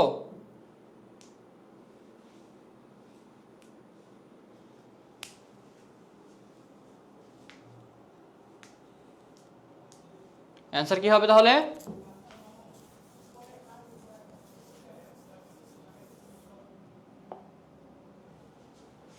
অস্থিতিস্থাপক নিত্য প্রয়োজনীয় দ্রব্য, নিত্য মানে প্রত্যেক দিনের কথা বলতেছে, প্রতিদিন যে জিনিসটা প্রয়োজন হয় সেটা দাম বাড়লেও আমাকে নিতে হবে, তার দাম হোক বেশি অথবা হোক কম, আমাকে তাও নিতে হবে। নিত্য প্রয়োজনীয় দ্রব্য যেটা আমার প্রত্যেক দিন লাগে, তো সেটা কি হয়? অস্থিতিস্থাপক হয়, অর্থাৎ একের থেকে ছোট হয়, তার স্থিতিস্থাপকতা কম, সে অস্থিতিস্থাপক, মানে দাম বাড়লেও আমাকে সেটা প্রত্যেকদিন কনজিউম করতে হয়, ভোগ করতে হয়, ঠিক আছে? 7-এর অ্যান্সার কি হবে? 7-এর answer A, Zinia Islam Maria. Maria very good, Maria answer ঠিক আছে। রানার ভুল হয়েছে, রানা ঠিক করে নিবা, কোনো সমস্যা নাই। আসাদুল হাসান, সুব্রত বৈদ্য, হ্যাঁ 7-এর ক হবে, ভেরি গুড। অ্যান্সার ভুল হোক সমস্যা নাই, অ্যান্সার করো সবাই, একটু অ্যান্সার করি আমরা, একটু অ্যান্সার করি, ঠিক আছে? অ্যান্সার করি আমরা, এটা কোনো সমস্যা নাই। আর কোয়েশ্চেনটা খুবই গুরুত্বপূর্ণ, বারবার বলতেছি, এগুলো মাথায় রাখিও। চাহিদার দাম স্থিতিস্থাপকতা সূত্র কি? এটার কোনো অপশন নাই, এটার অপশন নাই, বাট এটা আমি ডিরেক্ট তোমাদের বলে দিচ্ছি। দাম স্থিতিস্থাপকতা, elasticity of price is equal to del Q by del P into P by Q, ঠিক আছে? এটা গুণন, এখানে তুমি ইন্টু দিতে পারো চাইলে, কোনো সমস্যা নেই। এটা হচ্ছে দাম স্থিতিস্থাপকতার সূত্র, ঠিক আছে? এখন কথা হচ্ছে ভাই, স্থিতিস্থাপকতার 3টা সূত্র আছে, অর্থাৎ দাম, আয়, আড়াআড়ি। সো আমরা একটু 3টাই দেখে ফেলবো, আমরা একটু 3টাই দেখে ফেলি। দেখো, দামের ক্ষেত্রে elasticity of price is equal to del Q by del P into P by Q. এরপরে আয় স্থিতিস্থাপকতা, ইনকাম ইলাস্টিসিটি, সেটার ক্ষেত্রে ডেল কিউ সেমি থাকে, প্রাইসের জায়গায় কি হয়ে যায়? ইনকাম হয়ে যায়, ইন্টু ওয়াই বাই কিউ। এখন কথা হচ্ছে ক্রস প্রাইস ইলাস্টিসিটি, অর্থাৎ আড়াআড়ি স্থিতিস্থাপকতা। এখন আড়াআড়ির ক্ষেত্রে যে জিনিসটা তোমাকে মাথায় রাখতে হবে, আড়াআড়ি মানে হচ্ছে ক্রসের কথা বলতেছে, ক্রস। সো আড়াআড়ির ক্ষেত্রে 2টা দ্রব্য লাগবে, অবশ্যই লাগবে, 2টা দ্রব্য মাস্ট নিডেড, ঠিক আছে? 2টা দ্রব্য ছাড়া হবে না, অর্থাৎ এখানে একটা দ্রব্যের দাম বৃদ্ধির ফলে অপর দ্রব্যের চাহিদার কি পরিবর্তন হয়েছে সেটা দেখাইতে হয়, ঠিক না? সো ধরো আমি যদি বলি এক্স দ্রব্যের দাম প্রাইস বেড়ে গেছে, তার ফলে ওয়াই দ্রব্যের চাহিদা বেড়ে গেছে, ঠিক আছে? তো এক্স দ্রব্য ধরো কি চা, চায়ের দাম বাড়লে কি হবে? আমার চা মানুষ কম ভোগ করবে, তাহলে কি হবে? কফি বেশি ভোগ করবে। কফির কিন্তু কোনো কিছু চেঞ্জ হয় নাই, এক্স দ্রব্যটা চা, এটা আমরা ধরে নিলাম চা, আর ওয়াই দ্রব্যটা হচ্ছে কফি। বিষয়টা বোঝার চেষ্টা করো, কফি যেমন দাম ছিল তেমনই আছে, কফির দামের কোনো পরিবর্তন হয় নাই, কিন্তু চায়ের দাম যখন বেড়ে গেছে মানুষ বলতেছে কি, আরে ভাই এত দাম দিয়ে আমি চা কেন খাবো, তাহলে আমি কফি ভোগ করব, কফি খাবো, বড় লোক একটু ভাব দেখাবো। তো তাহলে কি হচ্ছে দেখো, চায়ের পরিমাণটা কমে যাচ্ছে কিন্তু কফি ভোগের পরিমাণ কি হচ্ছে, বেড়ে যাচ্ছে। তো এটাই হচ্ছে ক্রস প্রাইস ইলাস্টিসিটি। এটাকে এইভাবে লেখা হয় সি সমান সমান del Q by del P into P by Q. তো ভাইয়া বলতেই পারো যে ভাইয়া এইটার সাথে এইটার মধ্যে পরিবর্তনটা কোথায়, পার্থক্য কোথায়, দুইটা তো সেম। পার্থক্য হচ্ছে এইখানেই দাম স্থিতিস্থাপকতার ক্ষেত্রে একটা দ্রব্যের মধ্যে নির্ধারণ করা হয়, একটা দ্রব্যের মধ্যে সেটাকে কি করা হয়, হিসাব করা হয়, কিন্তু ক্রস প্রাইসের ক্ষেত্রে দুইটার মধ্যে করা হয়। এখন কথা হচ্ছে দাম কিসের বাড়ছে, প্রাইসটা বাড়ছে কোন জিনিসের, এক্স দ্রব্যের না, তাহলে এক্স দ্রব্যটা প্রাইস রিলেটেড, এক্স দ্রব্যটা কি প্রাইস রিলেটেড, সো প্রাইসের সাথে এক্স এর সম্পর্ক এখানে, তাহলে পি এর সাথে এক্স। আর পরিমাণ কিসের বাড়ছে, পরিমাণ বাড়ছে কফির, অর্থাৎ এই ওয়াই দ্রব্যের বাড়ছে আমরা ধরে নিলাম, তাহলে পরিমাণের সাথে থাকবে কে, পরিমাণের সাথে থাকবে কফি। বোঝা গেছে?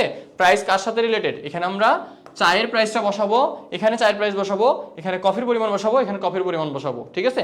ডেল কিউ মানে কি, পরিবর্তনটা দেখায়, হিসাব। বোঝা গেছে? আমরা কি তিনটা স্থিতিস্থাপকতা ক্লিয়ার হয়েছে?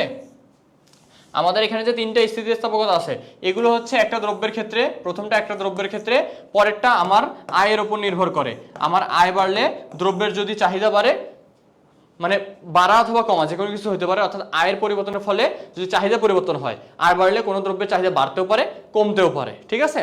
আচ্ছা, এই জিনিসের কথাই বলছে। সো এখন কি হবে তাহলে, আড়াআড়ি স্থিতিস্থাপকতা কি আমরা বুঝতে পারছি, আড়াআড়ি স্থিতিস্থাপকতা কি আমরা বুঝতে পারছি কি হবে, বোঝা গেছে?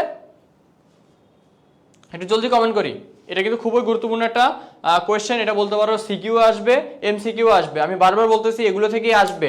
সো যারা ক্লাসটা করতেছো তোমরা মনের শিওর রাখতে পারো, শিওর হইতে পারো, এটা ইনশিওর করে রাখো যে হ্যাঁ ইনশাল্লাহ এগুলো থেকে কোয়েশ্চেন আসবে। সো এই জিনিসটা না বুঝলে এখনই বোঝার চেষ্টা করো, পরীক্ষার হলে গিয়ে বোঝার সময় না, পরীক্ষার হলটা বোঝার সময় না, এটা মাথায় রাখতে হবে।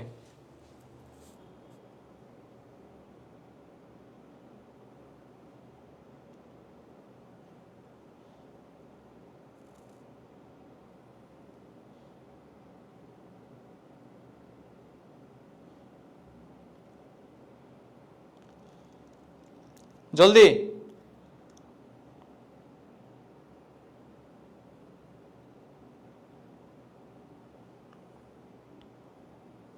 ওকে, clear Himu, very good very good very good.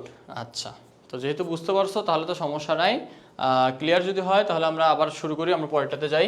তাহলে আমরা আশা করি এটা বুঝতে পারছি। আমি এখানে জন্য সূত্রটা রাখি নাই, কারণ সূত্র দিলে একটা সূত্র বুঝাইতাম, আমরা এখন তিনটা সূত্র অর্থাৎ স্থিতিস্থাপকতা রিলেটেড সূত্র আমরা ক্লিয়ার করে ফেলছি। এখন দেখি, অর্থনীতিতে চাহিদা হতে হলে কি হতে হবে, কোনো দ্রব্য পাওয়ার ইচ্ছা থাকতে হবে, হ্যাঁ থাকতে হবে, দ্রব্যটি করার জন্য প্রয়োজনীয় অর্থ থাকতে হবে। আমরা তাড়াতাড়ি একটু শর্ট করবো ক্লাসটা, মানে শর্ট বলতে আমরা সবগুলো করবো, অ্যান্সার দেওয়া আছে তিনটা, অর্থাৎ অর্থ ব্যয়ের ইচ্ছা সবই থাকতে হবে। এক্স দ্রব্যের যোগান সমীকরণ QS is equal to -2 + 2p হলে কি দামে দ্রব্যটির বিক্রির পরিমাণ শূন্য হবে, কি দামে দ্রব্যটির বিক্রির পরিমাণ মানে কি, আমার যোগান শূন্য হবে, অর্থাৎ আমি বিক্রয় করব না। সো আমার বিক্রয় করব না সেটা বের করতে গেলে আমাকে এমন একটা মান বসাইতে হবে যে মানটা কি জিরো নির্দেশ করে, তাই তো? আমার কথা কি বোঝা গেছে? তো এইখানে কি দেখো QS কি দিছে, QS দিছে -2 + 2p। সো আমার কথা এই জিনিসটাতে শূন্য আনতে হবে। সো শূন্য কিভাবে আসবে, আমি যদি এখন এই QS কে শূন্য ধরতে চাই তাহলে আমার কি মান আনতে হবে, দেখো আমি 2p এর জায়গায় যদি 1 বসাই, কি বসাই, 1 বসাই, তাহলে -2 + 2 গুণন 1 সমান সমান কি আসতেছে, -2 + 2 সমান সমান 0। তাহলে আমার QS কত আসতেছে, 0 আসতেছে। তাহলে আমার এখানে কত বসাইতে হবে, আমার এখানে কত বসাইতে হবে, অ্যান্সার হবে কি খ 1, অর্থাৎ এখানে 1 বসালে আমার QS এর মান যেটা বসালে 0 হবে আমি সেই জিনিসটাই বসাবো, ঠিক আছে? তাহলে আমার কি বিক্রির পরিমাণ শূন্য, আমি বিক্রয় করব না, অর্থাৎ দাম 1 টাকা হলে আমি বিক্রয় করব না, দাম 0 টাকা হলেও আমি বিক্রয় করব না, দাম যদি 2 টাকা হয় তখন থেকে আমি বিক্রি করা শুরু করব, ঠিক আছে? অর্থাৎ আমি যোগান দেওয়া শুরু করব, এটা বলছে। তারপর বলছে কি, উদ্দীপক অনুযায়ী অর্থাৎ QS is equal to -2p R QS is equal -2 + 2p অঙ্কিত রেখার আকৃতি কেমন হবে। ভাই এখন কথা হচ্ছে আকৃতি কেমন হয় এটা বোঝার সবথেকে সহজ একটা টপিক তোমাকে আমি বুঝাই দেই। সেই সবথেকে সহজ টপিকটা হচ্ছে চাহিদা রেখা নরমাল যেটা, অর্থাৎ আমি যদি বলি QD is equal to A - BP Q S is equal to minus C plus BP, মানে এই টাইপের থাকে, এটা হয়ে যায়। ঠিক আছে, সো এখানে এটা হচ্ছে সমীকরণ হচ্ছে যোগানের। তুমি এত কিছু খেয়াল রাখবা না, তুমি জাস্ট শর্টকাট টেকনিক। বিষয়টা হচ্ছে আমি এতটুকু দেখব, আমার ঢালটুকু দেখব, যেখানে দেখবা ঢাল ধনাত্মক সেখানে রেখাটা হবে বাম থেকে ডান দিকে ঊর্ধ্বগামী। এখানে ঢালটা কি ধনাত্মক, তাহলে কি হবে ভূমি অক্ষের সমান্তরাল না, সমান্তরাল হবে না, লম্ব অক্ষের সমান্তরাল হবে না, ডান দিকে নিম্নগামী হবে না, ডান দিকে ঊর্ধ্বগামী। তাহলে এটার অ্যান্সার কি হবে ডান দিকে ঊর্ধ্বগামী। এখন যদি দেখি আমার ঢালটা ঋণাত্মক, ঋণাত্মক ঢাল, ঋণাত্মক ঢালের ক্ষেত্রে কি হবে আমার রেখাটা এমন হবে, অর্থাৎ তখন আমার অ্যান্সারটা হবে ডান দিকে নিম্নগামী। বোঝা গেছে?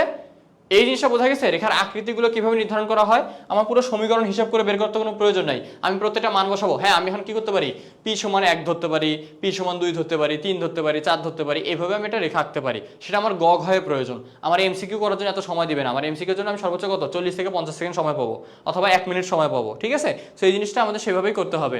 হ্যাঁ, তাহলে কি হবে 11 ঘ হবে ভাইয়া, 11 এই উদ্দীপক অনুযায়ী আমার অ্যান্সারটা হবে ডান দিকে ঊর্ধ্বগামী, অর্থাৎ এই যে +2 আছে, ঢাল +2, তাহলে এটাই হবে কি ঊর্ধ্বগামী।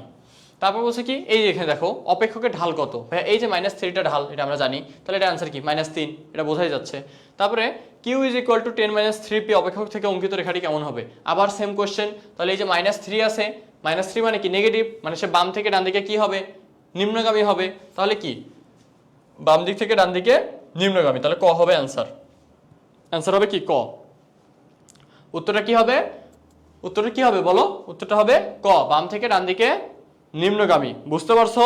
না বুঝলে অবশ্যই বলবা। আচ্ছা, উদ্দীপক QD ইজ ইকুয়াল 20 - 4p এবং QS ইজ ইকুয়াল -4 + 4p, দুইটা সমীকরণ দেওয়া আছে, একটা হচ্ছে ডিমান্ড সমীকরণ, একটা হচ্ছে সাপ্লাই সমীকরণ। তাহলে ডিমান্ড ফাংশন সাপ্লাই ফাংশন দুইটাই দেওয়া আছে। এখানে P3 হলে QD এর মান কত, সো আমার এখানে কি বের করতে বলছে, P3 হলে QD এর মান কত। সো খুবই ইজি কোশ্চেন। দেখো আমরা যদি দেখি যে এখানে বলছে কি P3, তাহলে QD সমান কি আছে, QD সমান আছে 20 - 4p। সো আমার P যদি 3 হয় তাহলে আমার QD আসবে 20 - 4 × 3 divide is equal two 20 - 12 is equal two 8। QD সমান আসে কত 8, QD সমান কত আসবে 8। খুব সহজ না, এগুলো কি খুব কঠিন কিছু? কঠিন কিছুই না। ঠিক আছে, কঠিন কিছুই না। তাহলে এটা আমাদের আসতেছে 8। এরপরে উদ্দীপক অনুযায়ী QD is equal two 20 - 4p, QS -4p হলে বাজার দাম 5 টাকা হলে, বাজার দাম 5 টাকা মানে দামের কথা বলছে, 5 টাকা হলে কি হবে, বাজার দাম 5 টাকা হলে কি হবে দেখো। আচ্ছা আচ্ছা, উদ্দীপক অনুযায়ী QD হলে, আচ্ছা QD মানে বলছে বাজার দাম 20 টাকা, মানে সরি 25, তাহলে হচ্ছে 20 20 0। তাহলে আমার যদি বাজার দাম 5 টাকা হয় তাহলে আমার ডিমান্ড থাকবে না, এটা বলছে চাহিদার পরিমাণ শূন্য হবে কি না নাকি হবে না, এটা হচ্ছে কথা একটা। এরপরে QS এর মানটা কত হয়েছে, QS সমান -4 + 4 × 5, তাহলে হচ্ছে -4 + 20 ইজ ইকুয়াল টু 16। ঠিক আছে, এখন বলছে কি এটা দিলে আমার বাজারে কি হচ্ছে, যোগানের পরিমাণ 16, যোগানের পরিমাণ 16 ইজ ইকুয়াল, ওকে ঠিক আছে। আর চাহিদার পরিমাণ শূন্য, চাহিদার পরিমাণ কি শূন্য হচ্ছে, চাহিদার পরিমাণ তো শূন্যই হচ্ছে, চাহিদার পরিমাণ শূন্য হচ্ছে। তারপরে কি বলছে চাহিদা বেশি, যোগান, যোগান বড় চাহিদা থেকে। ঠিক আছে, তাহলে এটার অ্যান্সার কি আসে দেখি, অ্যান্সার আসে 1 ও 3। আচ্ছা আচ্ছা আচ্ছা আচ্ছা, এখানে অ্যান্সার 3টাই হবে, অ্যান্সার 3টাই হবে, এখানে অ্যান্সার 3টাই হবে, এটা একটু মাথায় রাখিও। হয়তো এখানে অ্যান্সার আমাদের ভুল আসছে, বাট হ্যাঁ আমরা হিসাব করে দেখছি আমাদের যদি আমরা দাম 5 টাকা রাখি আমাদের চাহিদা পরিমাণ শূন্য আসে, 1 ও 3 না, 1 ও 3 না, এটার অ্যান্সার হবে 1 2 3। এটা কত নম্বর এমসিকিউ, এটা হচ্ছে 15 নম্বর এমসিকিউ, দ্বিতীয় পত্রের প্রথম 15 নম্বর এমসিকিউ, যেটার অ্যান্সার হবে 1 2 3, 1 2 3। এই যে হিসাব করে বের করলে আমরা অ্যান্সার মুখস্থ করব না, আমরা হিসাব করে বের করব, তাহলে অ্যান্সার আমাদের ভুল থাকলেও এটা আমরা বুঝতে পারবো। ঠিক আছে, সো এটা একটু অ্যান্সার ভুল আছে, এটা তোমার 3টাই হবে, 3টাই হবে। চাহিদা থেকে যোগান বড়, অবশ্যই শূন্য থেকে 16 বড়। এরপরে চাহিদা পরিমাণ শূন্য আমরা সেটা বের করে দেখলাম, যোগানের পরিমাণ 16 এটাও আমরা বের করে দেখছি, সো এটা আমাদের ওকে, এটা আমরা ওকে। এরপরে যদি দেখি উদ্দীপকে চাহিদা সমীকরণ QD = 20 - 3P এবং যোগান সমীকরণ QS = -3 + 3P হলে ভারসাম্য দাম কত? ভারসাম্য দাম বের করতে বলছে ভাইয়া, এটা কিন্তু একটা ঘ নাম্বারের অ্যান্সার, এটা একটা ঘ নাম্বারের অ্যান্সার। সো এই জিনিসটা তোমাকে মাথায় রাখতে হবে, পুরো ঘয়ের মতো। সো আমরা দেখে ফেলি ভারসাম্য দাম বের করার সূত্র কি। এই যেটা করতেছি একটু পরে আমাদের সৃজনশীল একটা হয়ে যাবে অ্যান্সার। সো আমাদের ভারসাম্য সূত্রটা হচ্ছে QD = QS হবে। সো QD সূত্রটা যদি আমরা লিখি 21 - 3P, এটা তো বুঝতে পারছি ভাই। ভারসাম্য মানে কি, দুই পাশে ব্যালেন্স থাকবে, চাহিদা যোগানের মধ্যে সমতা থাকবে। সো এটাই আছে, তারপরে কি -3 + 3P। এখন যদি আমরা P গুলোকে একসাথে নেই, -3 এখানে হয়ে গেলে -3 হয়ে যাবে, এখানে -3 -21 হয়ে যাবে, প্লাস থেকে মাইনাস হয়ে যায়। So -6P = -24। এখন যদি আমি পিটাকে শুধু রাখি তাহলে -24 - 6 কাটাকাটি করলাম, মাইনাস মাইনাস কাটা গেল 4, 4 × 24। তাহলে অতএব P = কি আসতেছে, P = 4 আসতেছে। সো আমার ভারসাম্য দাম কত আসলো? ভারসাম্য দাম আসলো 4। ভাই সহজ, এই টাইপের একটা তোমাদের এমসিকিউ থাকবে, এটা সহজ, এই টাইপের একটা এমসিকিউ তোমাদের কি থাকবেই থাকবে, ঠিক আছে? এটা মাথায় রাখিও।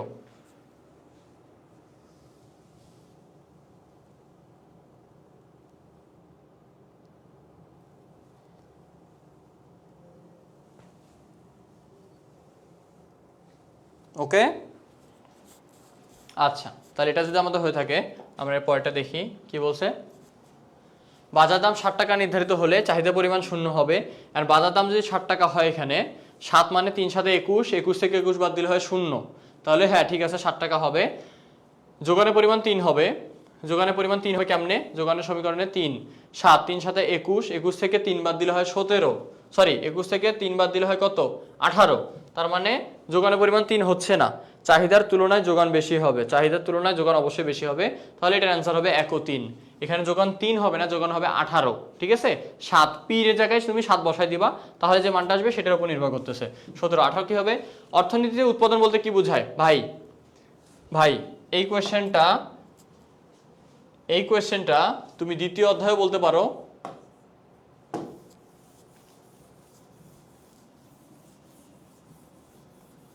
এই কোয়েশ্চেনটাকে তুমি দ্বিতীয় অধ্যায়ে বলতে পারো, প্লাস তৃতীয় অধ্যায়ে বলতে পারো। তৃতীয় অধ্যায়ের মেইন কোয়েশ্চেন এটা, তৃতীয় অধ্যায়ের টপ কোয়েশ্চেন, মেইন যদি কোনো কোয়েশ্চেন থাকে সেটা হচ্ছে এটা, অর্থনীতিতে উৎপাদন বলতে কি বোঝায়। ভাই তৃতীয় অধ্যায় রিলেটেড এই কোয়েশ্চেনটা চলে আসবে এমসিকিউ পরীক্ষায়, লিখে রাখো। সেটা হচ্ছে কি, নতুন উপযোগ সৃষ্টি। এটা মাথায় রাখো, এটা হুবহু চলে আসবে ইনশাআল্লাহ। তো দেখো, অর্থনীতিতে উৎপাদন বলতে কি বোঝায়? অর্থনীতিতে উৎপাদন বলতে বোঝায় নতুন উপযোগ সৃষ্টি। আমরা এমনিতে কি জানি, নতুন দ্রব্য বললে কি, আমরা কোনো কিছু সৃষ্টি করলে বলে কি এটাই উৎপাদন। বাট না, যে কোনো জিনিস থেকে যদি আমি উপযোগ লাভ না করি তাহলে সেটা উৎপাদন হবে না। সো উপযোগ যদি সৃষ্টি হয় তার মানে কি, এটা উৎপাদন, ঠিক আছে? উৎপাদন, অর্থনীতিতে নতুন উপযোগ সৃষ্টি করাকেই উৎপাদন বলা হয়ে থাকে, ঠিক আছে? ঠিক আছে, আচ্ছা, ওকে, এটা গেল। এরপরে উপযোগের একক কি বলে? উপযোগের একক ইউটিল, উপযোগের একক ইউটিল, ঠিক আছে? উপযোগের একক কি? উপযোগের একক হচ্ছে ইউটিল। তারপরে কোশ্চেনটা যদি দেখি, লাস্ট কোশ্চেন আমাদের, সীমাবদ্ধ সম্পদের যোগান রেখার ঢাল কেমন হবে? এটা ভাই অ্যান্সার করো। দেখি এটার অ্যান্সার কে দিতে পারে। আজকে যেটা অ্যান্সার দিবে সে হচ্ছে আজকের most attentive student of the class অথবা ইন দ্য ক্লাস, ঠিক আছে?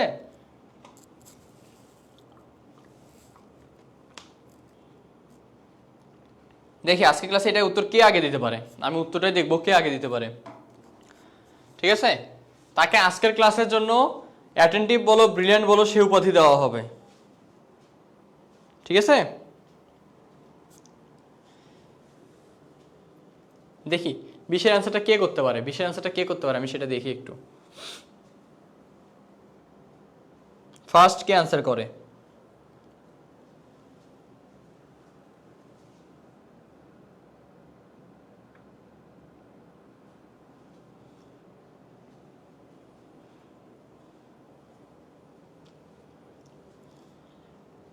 আচ্ছা, মোহাম্মদ হোসেন বলছে 20-এর ডি। প্রথম অ্যান্সার পাইছি মোহাম্মদ হোসেনের থেকে, ওকে। হিমু বলছে 20-এর সি। আচ্ছা, অ্যান্সার কিন্তু ঠিকও হইতে হবে, সবার আগে দিলেই হবে না। সো মোহাম্মদ হোসেন, এরপরে হিমু, হিমুর পরে ফাহমিনা রহমান, নাজমা, নুসরাত, পিয়া, আমাতুল্লাহ রিশাদ, ওকে, তো অ্যান্সার পাইছি আমরা দুই ধরনের অ্যান্সার পাইছি, মোহাম্মদ হোসাইনের থেকে একটা আর হিমুর থেকে একটা। সো এটার অ্যান্সার কি হবে সেটার উপর নির্ভর করতেছে যে আজকে কে মোস্ট অ্যাটেন্টিভ বলো, ব্রিলিয়ান্ট বলো, আজকে ক্লাসের জন্য তার খেতাবটা তার কাছে চলে যাচ্ছে। সো অ্যান্সার দিচ্ছে মোহাম্মদ হোসাইন। মোহাম্মদ হোসেনের অ্যান্সার কি আছে? ডি বলছে, অসীম। আচ্ছা আমরা একটু দেখি, আমরা একটু অ্যান্সারটা দেখবো এখানে। তার আগে আমরা দেখি আগে আমাদের চিত্রটা দেখলে আমরা বুঝতে পারবো কি হবে। দেখি বলছে কি, সীমাবদ্ধ সম্পদের যোগান রেখার ঢাল কেমন হবে। সীমাবদ্ধ সম্পদ মানে কি? সীমাবদ্ধ সম্পদ মানে হচ্ছে যে জিনিসটা নির্দিষ্ট, বাড়বে না। ধরে নিলাম আমার এখানে, ঠিক আছে, ধরে নিলাম আমার এখানে। এখন কথা হচ্ছে এখানে মানে কি, আমার রেখার ঢালটা এমন, তাই তো? তার মানে আমি যতই দাম বাড়াই না কেন, যতই দাম বাড়াই না কেন, যতই দাম বাড়াই না কেন, আমার প্রাইস যতই বাড়ুক আমার কোয়ান্টিটি বাড়তেছে না। সো এই রেখাটার ঢালটাকে কি বলে? এটা কি ঢালটা কি শূন্য, শূন্য নাকি অসীম? এটা আমি তোমাদের থেকে অ্যান্সার চাচ্ছি। তার মানে দুইজন অ্যান্সার করছে, মোহাম্মদ হোসেন বলছে অসীম, আবার হিমু বলছে শূন্য। সো এটার অ্যান্সার কি হবে?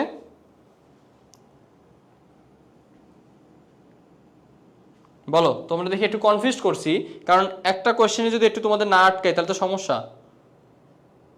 সবাই কিন্তু একাধারে সি বলছো, মোহাম্মদ হোসেন বলছে প্রথমে ডি। তো ওটা কি ঠিক আছে নাকি তোমাদেরটা ঠিক? অ্যান্সার ভুলও থাকতে পারে, আমি কিন্তু বলতেছি না অ্যান্সার ঠিক আছে।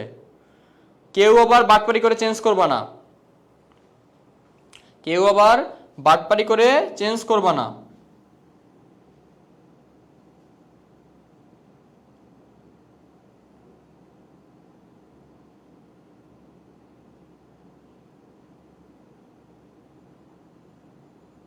ফার্স্ট অ্যান্সার করো, তোমাদের অ্যান্সারের জন্য বসে আছি।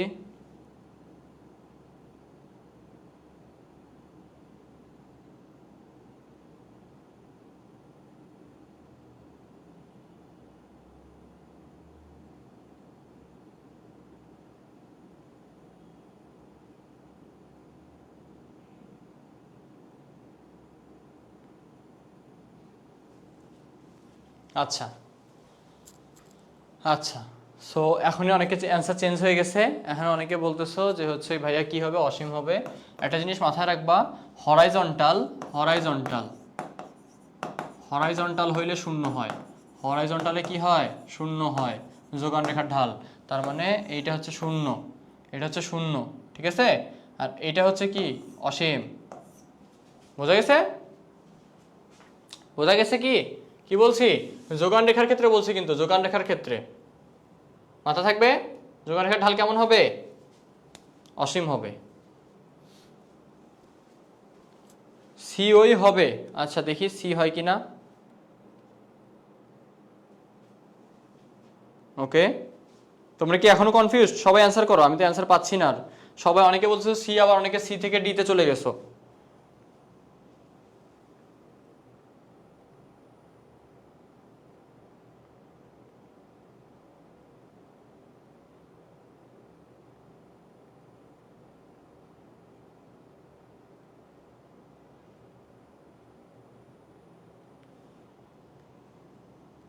কি হবে বলো দেখি।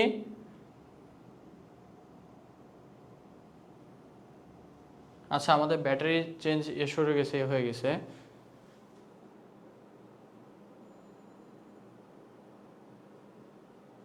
আচ্ছা, সীমিত সম্পদের ক্ষেত্রে যোগান রেখার ঢাল অসীম হয়, এটা শিওর থাকিও। ঠিক আছে, এটা সি হবে না, সি ওই হবে, এটা ভুল। এটা কি হবে? অসীম হবে, ঠিক আছে।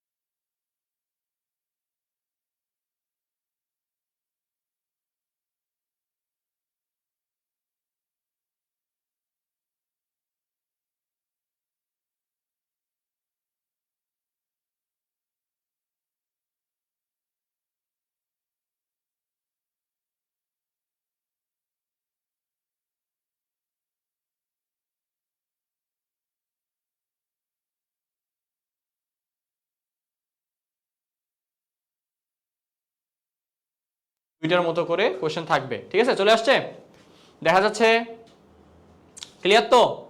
আচ্ছা, তোমরা কি আসো নাকি সবাই চলে গেছো? বলো।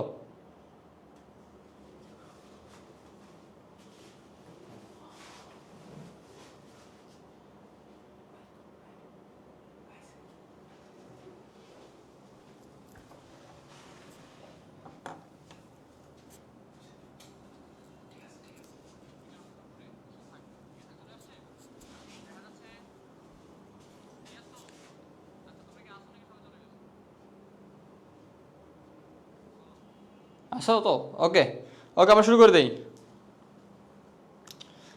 আচ্ছা, রংধনু ক্লাসে দেখে নিলা, সমস্যা নাই, সমস্যা নাই। এখন আচ্ছা ক্লিয়ার ভাই, এখন শুরু করি।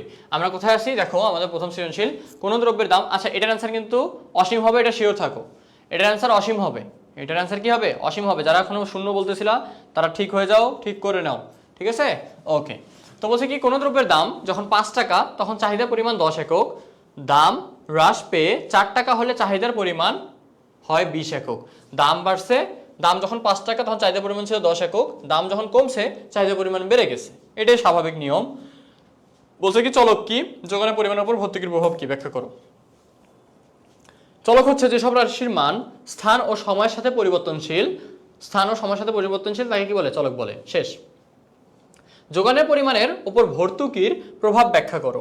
যোগানের উপর ভর্তুকির প্রভাব, ধনাত্মক প্রভাব রয়েছে। ভর্তুকির প্রভাবে দ্রব্যের যোগানের পরিমাণ প্রভাবিত হয়। কোনো দ্রব্যের উৎপাদনে ভর্তুকি দিলে যোগানের পরিমাণ বৃদ্ধি পায়। মানে যখন আমি ভর্তুকি দিব, এক্সট্রা টাকা একটা দিব, তখন আমার কি, আমাকে বেশি বেশি সাপ্লাই দিবে, বিষয়টা এরকম না? তো এটাই বোঝাচ্ছে। তাহলে আবার ভর্তুকির পরিমাণ কমিয়ে দিলে যোগানের পরিমাণ হ্রাস পায়। তাই বলা যায় ভর্তুকির দ্বারা দ্রব্যের যোগান প্রভাবিত হয়। ভর্তুকি বাড়ালে যোগান বাড়ে, ভর্তুকি কমালে যোগান কমে। এখন আমরা আসি, কি বলছে, কোন দ্রব্যের দাম যখন 5 টাকা, এটা আমরা এখন এইভাবে লিখব। প্রথম অবস্থায় আমাদের দাম ছিল কত? দাম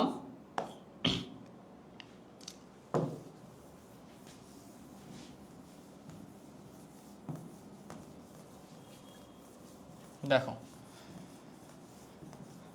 কি বলছে, কোন দ্রব্যের দাম যখন 5 টাকা তখন চাহিদার পরিমাণ 10 একক। দ্রব্যের দাম 5 টাকা, সো প্রথম অবস্থায় আমার দাম ছিল 5 টাকা, তখন আমার চাহিদার পরিমাণ কত ছিল? তখন পরিমাণ ছিল 10 একক।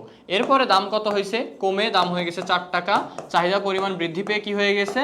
হয়ে গেছে 20 টাকা, 20 একক, সরি কত? 20 একক। এখন বলছে কি, উদ্দীপক হতে চাহিদা সূচি তৈরি করে চাহিদা রেখা অঙ্কন করো। আমার চাহিদা সূচি তৈরি করে চাহিদার রেখা অঙ্কন করতে বলছে, অর্থাৎ চাহিদা রেখাটা কেমন হবে। সো চাহিদা সূচি অঙ্কন করতে হবে প্রথমে। সো চাহিদা সূচিটা কিভাবে অঙ্কন করবো ভাইয়া? আমি যদি এখন সমীকরণ নির্ধারণ করি, ডেল কিউ এর পরিমাণ, সো ডেল কিউ এর পরিমাণ কি আমরা জানি, সরি কিউডির পরিমাণ কি? কিউডি সমান সমান এ মাইনাস বিপি, তাই তো? এ মাইনাস বিপি এটা আমরা জানি না? তো আমাদের এখানে কি বলছে? 5 টাকা তখন 10 একক, দাম যখন 4 টাকা তখন কি? তো এটা আমাদের সমীকরণের দরকার নেই, আমরা এটা ডিরেক্ট সূচি বসাই দিব এইভাবে। আমাদের দুইটা জিনিস লাগবে, সেটা হচ্ছে এই যে মান দেওয়া আছে সেইটাই। প্রথমত আমাদের প্রাইসের উপর নির্ভর করতেছে চাহিদার পরিমাণ। সো প্রাইস যখন ছিল 5 টাকা তখন চাহিদার পরিমাণ 10, আর প্রাইস যখন 4 টাকা তখন চাহিদার পরিমাণ 20। এটাকে আমরা জাস্ট কি করব? চিত্র আকারে বসায় দিব। আমাদের এই বরাবর প্রাইস, আমাদের এই বরাবর হচ্ছে কোয়ান্টিটি অফ ডিমান্ড, অর্থাৎ চাহিদার দ্রব্যের পরিমাণ। এখন এটা কি বলছে? 5 যখন আমাদের দাম ধরেন 5, তখন এখানে 10, সো আমি এভাবে দিতেই পারি। তাহলে কি বোঝাবে? এটা হচ্ছে 10, যখন 4 তখন কি 20, 10, 20, 4, 5, শেষ। এটাই হচ্ছে আমাদের কি ডি রেখা। এটা হচ্ছে আমাদের কি রেখা? এটা হচ্ছে আমাদের ডি রেখা। এটা এখানে এটাই বের করতে বলছে, এখানে এটাই বের করতে বলছে, ঠিক আছে? আচ্ছা, তাহলে এটা শেষ, আমাদের চাহিদা রেখা অঙ্কন শেষ। আমাদের এই কথাগুলো তোমরা একটু জাস্ট কথায় সাজায় লিখলেই হয়ে যায়, ইনাফ। এখন বলছে কি, উদ্দীপক হতে চাহিদার স্থিতিস্থাপকতা নির্ণয় করো, দ্রব্যের প্রকৃতির উপর মন্তব্য করো, অর্থাৎ দ্রব্যের প্রকৃতিটা কেমন। তাহলে আমরা দেখি, এটা আমরা করে ফেলি, বেশিক্ষণ লাগবে না, এটা হয়ে যাবে। আমরা 3টা সৃজনশীল দেখবো, এটা একটা দেখতেছি আর 2টা দেখবো। আচ্ছা,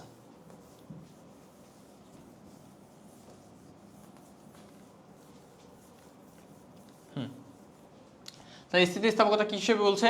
দামের সাথে রিলেটেড। দামের সাথে রিলেটেড কয়টা দ্রব্য? একটাই দ্রব্য। তাহলে এটা কি হয়ে যাবে? দাম স্থিতিস্থাপকতা। তাহলে আমাদের দাম স্থিতিস্থাপকতার সূত্রটা কি? Elasticity of price is equal to del Q by del P, P by Q. ঠিক আছে। সো আমরা যদি এখানে করি, আমাদের প্রথমে ছিল প্রাইস 1 যখন 5 টাকা, তখন আমাদের কোয়ান্টিটি অফ কিউডি মানে কোয়ান্টিটি অফ ডিমান্ড হচ্ছে 10 একক। এরপরে যখন আমাদের প্রাইস হয়ে গেছে কত, কমে গেছে, কমে 4 হয়েছে, তখন আমাদের কিউডি টু হয়েছে 20। সো আমরা যদি এখন এখানে করি ডেল কিউ মানে কি, ডেল কিউ মানে হচ্ছে Q2 মাইনাস Q1, আর নিচে হচ্ছে P2 minus P1 del P যেটা into P by Q. So এখানে Q2টা হচ্ছে পরেরটা আর Q1 হচ্ছে আগেরটা। সো 20 থেকে 10 বাদ দিব, 20 বিয়োগ 10, এখানে আমাদের দাম কত, P2 হচ্ছে 4, এটা হচ্ছে 5 ইন্টু এই P1 আর PQ, এটা হচ্ছে কি প্রথমটাকে ধরে নিবা। সো প্রথমটা এই যে এটা, তাহলে P1 হচ্ছে 5 আর Q হচ্ছে 10। এটা কিন্তু আমরা এখন হিসাব করি কত আসে, 20 বিয়োগ 10 অর্থাৎ 10, তারপরে কি আসতেছে 1, সো 1 না তো -1 ইন্টু 5/10, সো 10 কাটা গেল, 5 থাকে তাহলে -5 হয়। সো -5কে এখানে পরম মান ধরে নিবা। পরম মান মানে কি, সবসময় ধনাত্মক মান ধরে নিবা। তাহলে আমার মান কত আসে, ধনাত্মক মান ধরলে আমার মান কত আসবে, আমার মান আসবে 5। সো 5 অবশ্যই 1 থেকে বড়। সো 1 থেকে বড় মানে এই দ্রব্যটা দাম স্থিতিস্থাপকতায় দেখতে গেলে, দাম স্থিতিস্থাপকতার ক্ষেত্রে 1-এর থেকে বড় হয়েছে। ইলাস্টিসিটি অফ প্রাইস 1-এর থেকে বড় মানে এটা হচ্ছে বিলাস জাতীয় দ্রব্য। এটা কি আসতেছে, বিলাস জাতীয় দ্রব্য। ঠিক আছে, এটা এইভাবে বুঝাইছে, বুঝতে পারছো, বোঝা গেছে কি?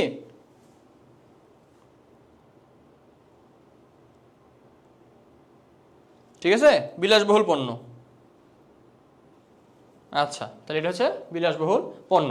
আমাদের প্রথম সৃজনশীল শেষ, আমরা এটা ফাস্ট করি, আমরা অনেকক্ষণ থেকে ক্লাসটা করতেছি। সো তোমাদের আরও অনেকগুলো ক্লাস আছে, সেটাও করতে হবে। আচ্ছা, তো এটা কিন্তু খুব ইম্পর্টেন্ট, এই টপিকটা আরও বেশি ইম্পর্টেন্ট। দেখো, নিচের উদ্দীপক হতে সংশ্লিষ্ট প্রশ্নগুলোর উত্তর দাও। চাহিদার সমীকরণ দেওয়া আছে, যোগানের সমীকরণ দেওয়া আছে, পি সমান সমান দাম, কিউটি সমান সমান চাহিদা পরিমাণ, এগুলো বলা আছে। বলছে ঢাল কাকে বলে। সো ঢাল কাকে বলে, স্বাধীন চলকের সামান্য পরিবর্তনের ফলে অধীন চলকের যে পরিবর্তন হয়, সেই পরিবর্তনের অনুপাতকে কি বলা হয়, ঢাল বলা হয়। সেটাকে রেখার মাধ্যমে দেখানো হয়, এটাই ঢাল। তো ঢালের সূত্রটা হচ্ছে এরকম, ঢালের সূত্রটা হচ্ছে লম্ব বাই ভূমি,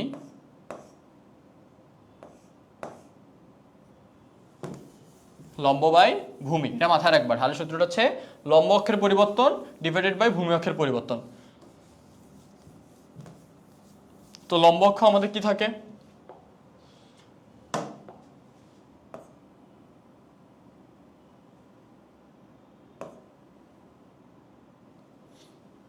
দেখি আমরা একটু, আমরা লিখবো এখন, আমরা লিখবো আমাদের ঢাল সমান সমান হচ্ছে লম্ব অক্ষের পরিবর্তন। তো আমরা del P by del Q লিখতেই পারি। ঠিক আছে, এটাকে আমরা ঢাল বলে দিই। পি থাকে কোন অক্ষ বরাবর, ওয়াই অক্ষ বরাবর, অর্থাৎ লম্ব অক্ষ বরাবর, আর এটা হচ্ছে এক্স অক্ষ বরাবর। সো পরিবর্তনের যে ঢাল যদি এরকম হয়, আমি এখান থেকে বের করতে পারবো আমার ঢাল কত, এই রেখা থেকে এই এতটুকু ঢাল কত, এটা আমরা বের করতে পারবো এই সূত্র দিয়ে।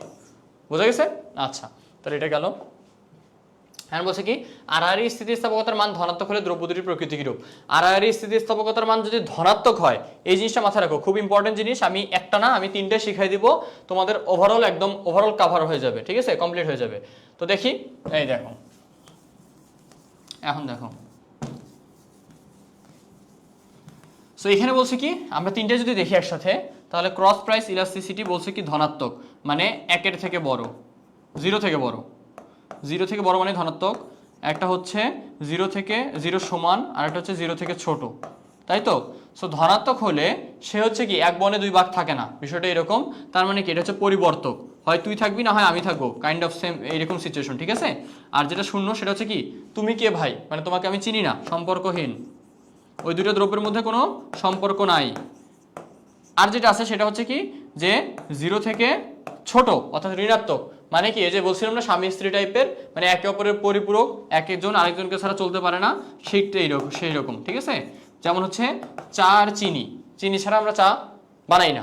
এখন অনেকে বলবো ভাই আমরা তো চা ছাড়া চিনি খাই, তুমি রোগী এই জন্য তুমি খাও। ঠিক আছে, আচ্ছা, তো এই 3টা হচ্ছে আমার, এই কথাগুলো আর বলার দরকার নাই, আমি এই 3টা দিয়ে দেখাই দিলাম। এই 3টা জিনিস যে মনে রাখতে পারবে, তার এমসিকিউর সাথে খ নাম্বার শিওর হয়ে যাবে, এমসিকিউর সাথে খ নাম্বার শিওর হয়ে যাবে। ঠিক আছে, পরিবর্তক কখন হয়, সম্পর্কহীন কখন হয়, পরিপূরক কখন হয়।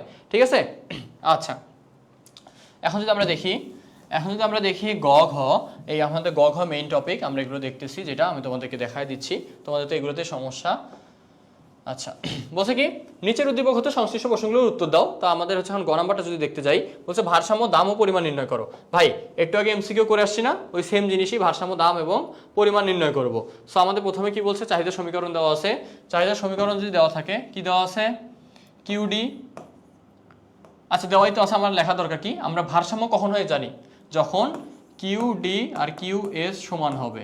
তাহলে কিউডির মান কত, কিউডির মান হচ্ছে 16 মাইনাস 4p, কিউএস এর মান কত, কিউএস এর মান হচ্ছে -8 প্লাস 4p, তাই তো।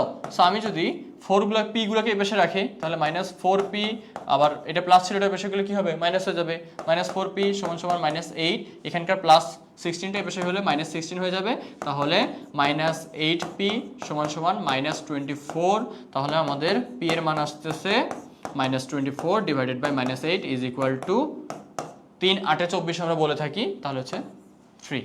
তাহলে পি এর মান কত আসতেছে, পি এর মান কত আসতেছে, অ্যান্সার কত আসতেছে, পি এর মান আসতেছে 3। এখন আমার কথা কি চাইছে, ভারসাম্য দাম চাইছে, পরিমাণ চাইছে। কেউ আবার শুধু দাম বের করে অ্যান্সার লিখে দিয়ে আসে না খুশি হয়ে, অতিরিক্ত উত্তেজিত হয়ে এটা করার দরকার নাই।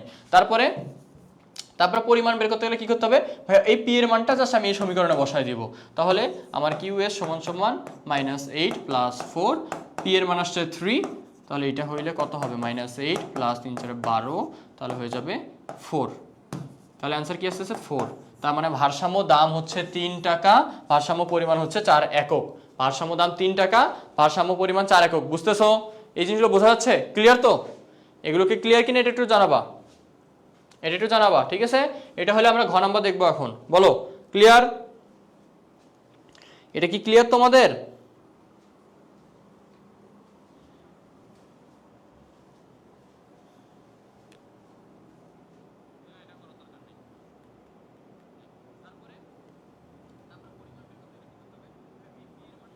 ভাই এইটুকু করলে নাম্বার সব দিবে, রুকাইয়া কিসে কথা বলতেছো? এই যে প্রশ্নে এগুলো তো এমনি করবাই, আর কথা যা একটু লিখবা, যে ভারসাম্য অবস্থায় কিউডি ইজ ইকুয়াল কিউএস, এগুলো তো আমি লিখি নাই, মানে দাম কথা তোমার মতো, ঠিক আছে। হ্যাঁ আমাদের শেষ হয়ে যাবে, এখন শেষ হয়ে যাবে ভাইয়া, আমরা একবার শেষ করে দেবো, ঠিক আছে, শেষ করে দেবো। তোমরা বুঝলে হয়েছে, তোমরা বুঝতে পারছো কিনা এটা বলো, এগুলো কি বুঝতে পারছো কিনা এটা বলো। আচ্ছা তাহলে আমরা যেটা দেখি এখন, এখানে বলছে কি, চাহিদা সমীকরণ স্থির থেকে যোগান সমীকরণ পরিবর্তন হলে। ভাইয়া এখন তোমার কিছুই করতে হবে না, তোমার চাহিদা সমীকরণ আগেরটাই থাকবে, জাস্ট পরিবর্তন হবে কিউ এস এর মানটা, ঠিক আছে। সো এটা দেখো, এই এতক্ষণ যে ম্যাথটা করলাম, এই ম্যাথটাই করবা, বাসায় অবশ্যই করবা। সো এই ম্যাথটা কি বলছে, যে কিউ এস এর মানটা চেঞ্জ হবে। তাহলে আমাদের কি ছিল, এখানে কিউডি আছে 16 মাইনাস 4p, তো আমরা এই কিউডি লিখবো না, কিউডির সাথে এখন কিউ এস এর যে মানটা আছে সেটা লিখে দিব। তাহলে হচ্ছে 16 minus 4p is equal two -4 plus 4p, ঠিক আছে। আগে কি ছিল, -8 প্লাস 4p, এবার -4 প্লাস 4p। এইটা দিয়ে এখন তোমাকে কি করতে হবে, একটা ভারসাম্য দাম আর পরিমাণ নির্ণয় করতে হবে। তো এখানে বলছে কি, ভারসাম্য অবস্থায় পরিবর্তন ব্যাখ্যা করো, অর্থাৎ এইটা দিয়ে যদি করো, তোমার প্রথম সমীকরণ অনুযায়ী একটা দাম আসবে, একটা পরিমাণ আসবে, পরেরটা দিয়ে আরেকটা আসবে। সো আমরা একটু করি, চলো আমরা করে ফেলি, তাহলে তোমাদের আর কনফিউশন হবে না। তাহলে এখানে যদি আমরা লিখি, এটা আমি একবারে লিখতে পারি, যে -8p ইজ ইকুয়াল টু -20, তাহলে p সমান সমান আসতেছে হচ্ছে -20 ডিভাইডেড বাই -8, মানটা আসবে সামথিং আসবে, পয়েন্ট দিয়ে কিছু একটা আসবে। সো আমরা একটু দেখি, ক্যালকুলেটরে যদি করি, 8 দিয়ে ভাগ করতেছি 20কে,